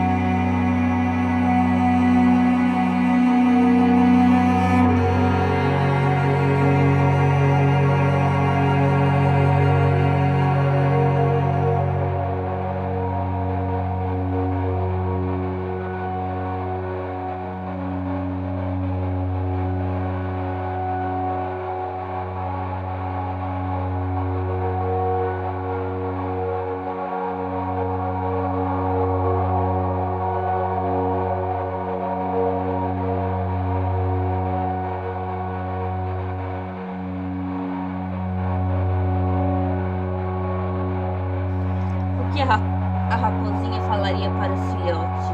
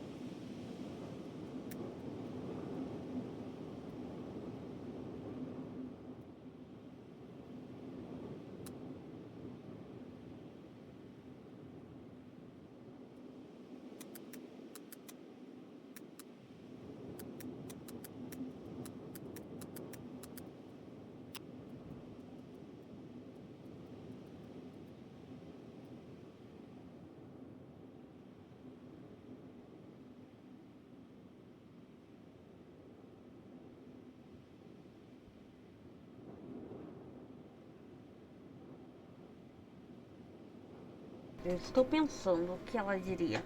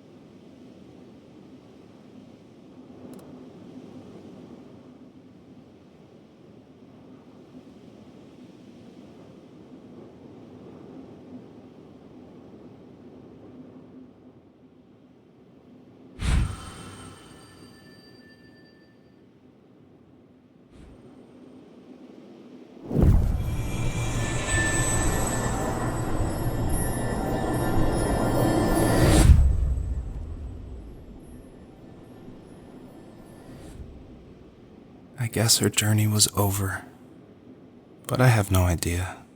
It was only a dream, a distraction from tomorrow. I don't think dreams normally bring back to memory so many important feelings. Maybe it was just a dream, but it was also a gift. Yeah, I suppose. But tomorrow we're getting on a plane to the last place on Earth I want to be. The only person that would have made the trip worth it is gone. You're going to see him and be with him one last time before you say A goodbye. estrelinha I have one last quote for you by Emerson, sussurrou. sealed in an imaginary Oi, letter from pessoal. me to you. It Estrela is the secret brilhante, of the world that bem-vindos à all things live. subsist and do Eu not sou a die, Sophie. but only retire a Sei que little sou from sight muito and afterward introvertida e return talvez again. eu não seja muito Go to sleep, my criativa, love. falante ou We have a big day engraçada, tomorrow, mas estou but I'll tentando. be there with you every step Cara of the way. sorrindo de boca aberta e suando frio, Thank you. adoro estar aqui com você. Thanks for listening. Good night, Rachel. Good night, Joseph. Good night, Rachel. Good night, Joseph.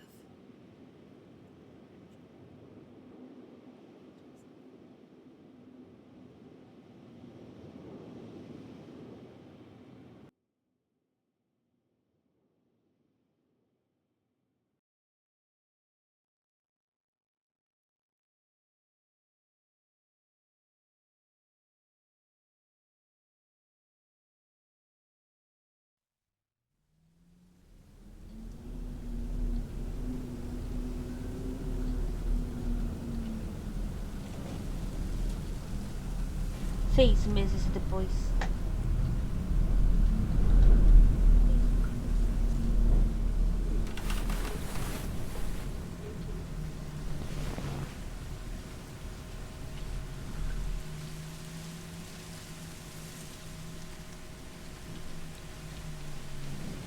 Onde acende a luz?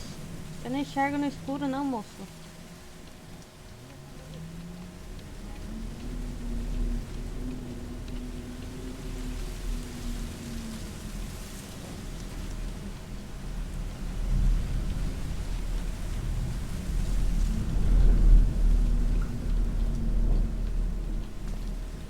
Aí, eu não enxergo. Se eu não enxergo, eu não sei como que eu saio daqui.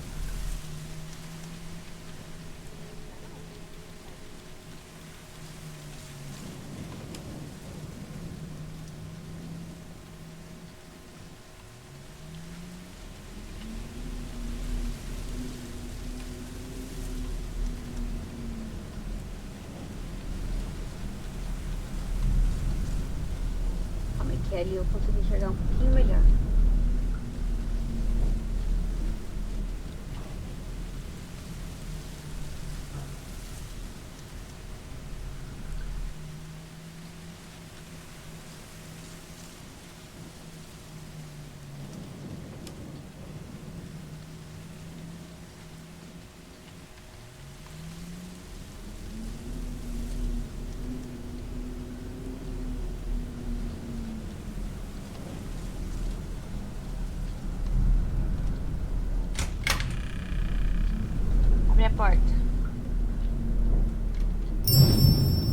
you're probably thinking, what is going on?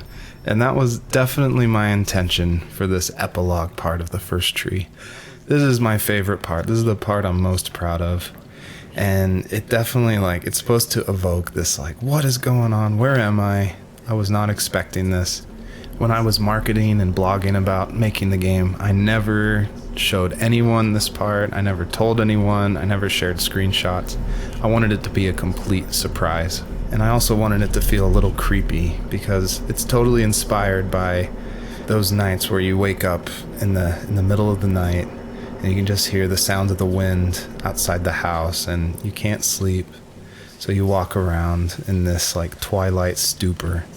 And I would say the whole first part of this game where you play as the fox, its whole purpose is to set up for this conclusion. So yeah, I would encourage you to look around and see how many things you recognize from the earlier part of the game.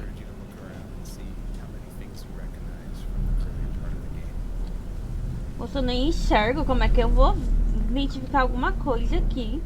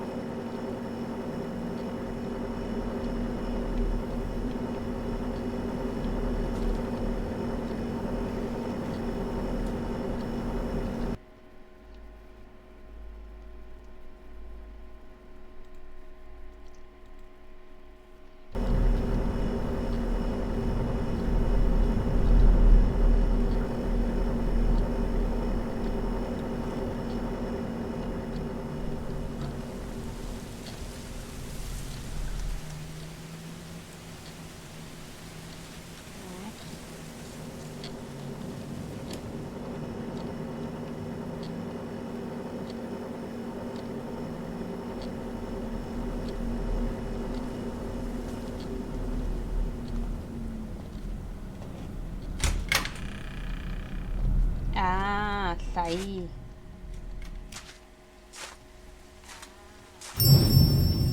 I tried hard to foreshadow this epilogue just because I wanted it to be a surprise, but I didn't want it to feel too out of place that it would be humorous. And so Joseph, earlier in the game, he would say things like, I felt like I was right behind the fox the whole time. In my mind, the camera perspective acts as a metaphor for who the player is, what they're seeing, if the camera represents Joseph, or just like that video game trope of having the camera follow you.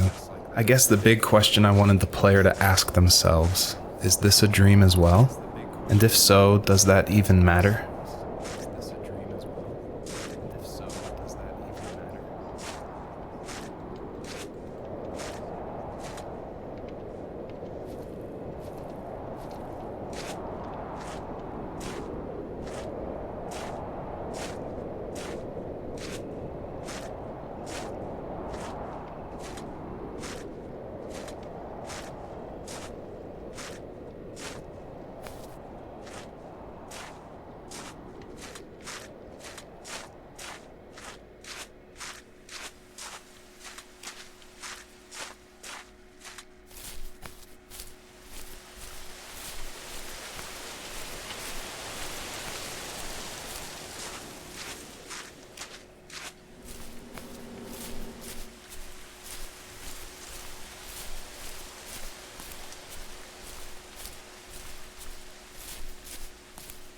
Será que é pra cá?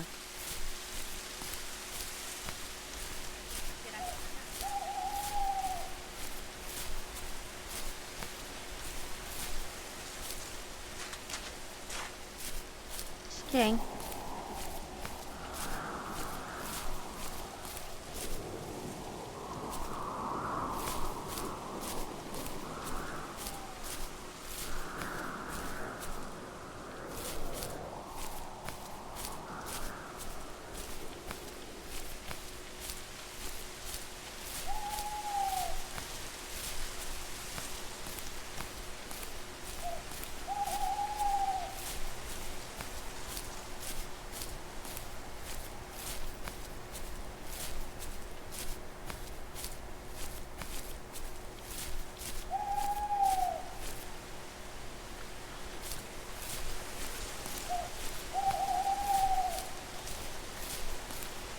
Cara, eu não enxergo.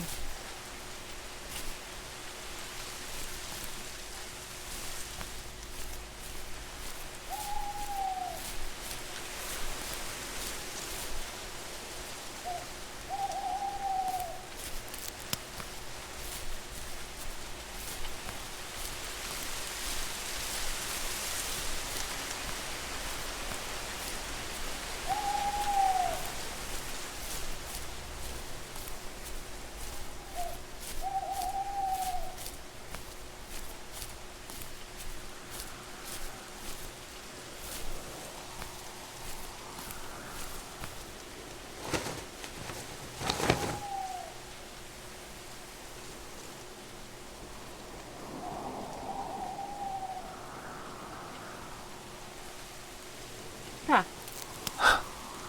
What the hell?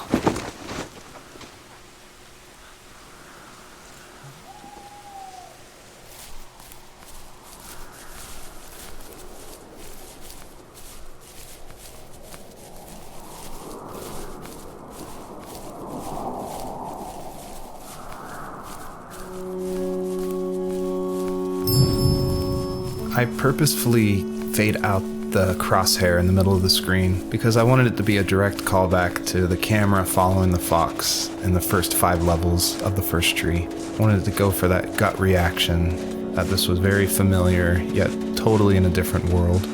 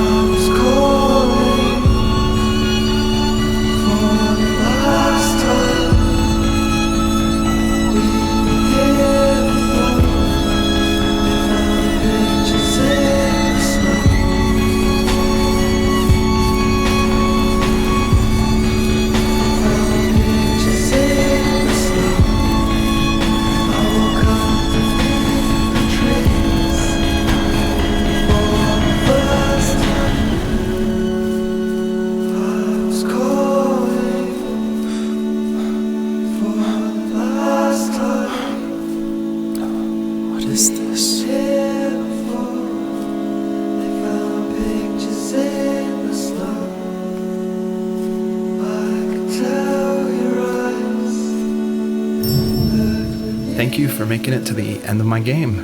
And I hope you enjoy the personalized message that is featured on the trunk of this tree. It's a message submitted by another player that's retrieved from a database, and it's retrieved at random. And I did this because I wanted people, even if they feel alone through trials of death, that there is a community, an invisible community supporting each other. So thanks for playing.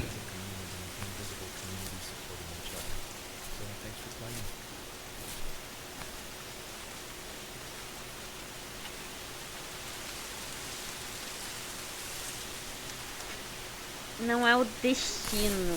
Eu tava lendo. Não é o destino, mas é a jornada. Até...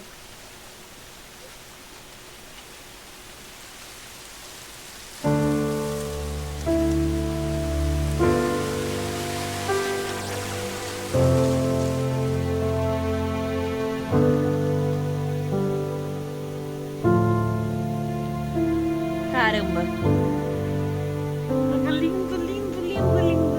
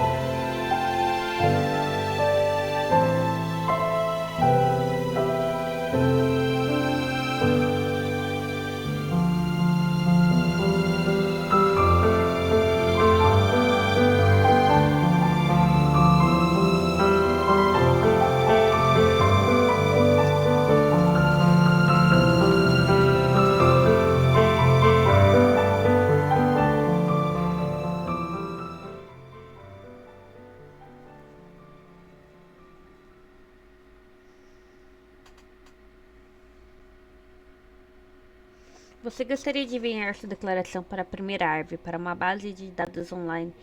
Ela pode aparecer aleatoriamente para outros jogadores. Por favor, use inglês.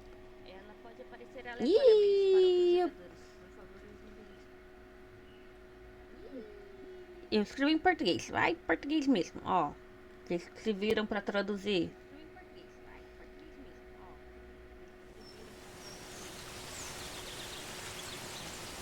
Ah, mas acabou.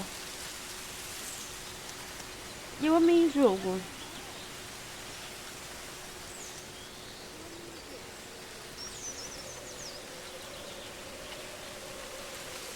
Eu vou encerrar a live agora. Amanhã tem outra live jogando outro jogo.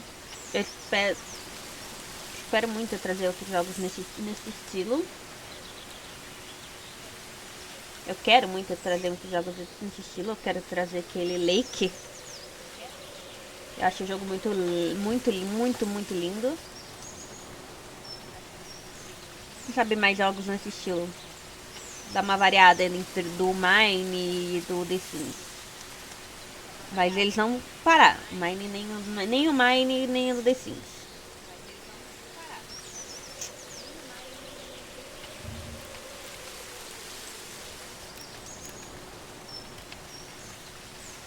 Eu quero voltar também com Fable.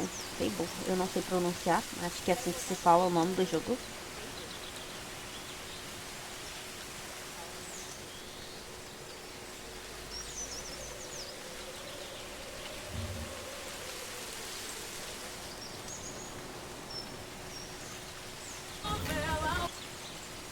Vou raidar alguém. Raidar a Vanessinha. Então, até a próxima live. Até amanhã. Ela tá jogando Overwatch. Espero que vocês gostem do jogo. Até mais.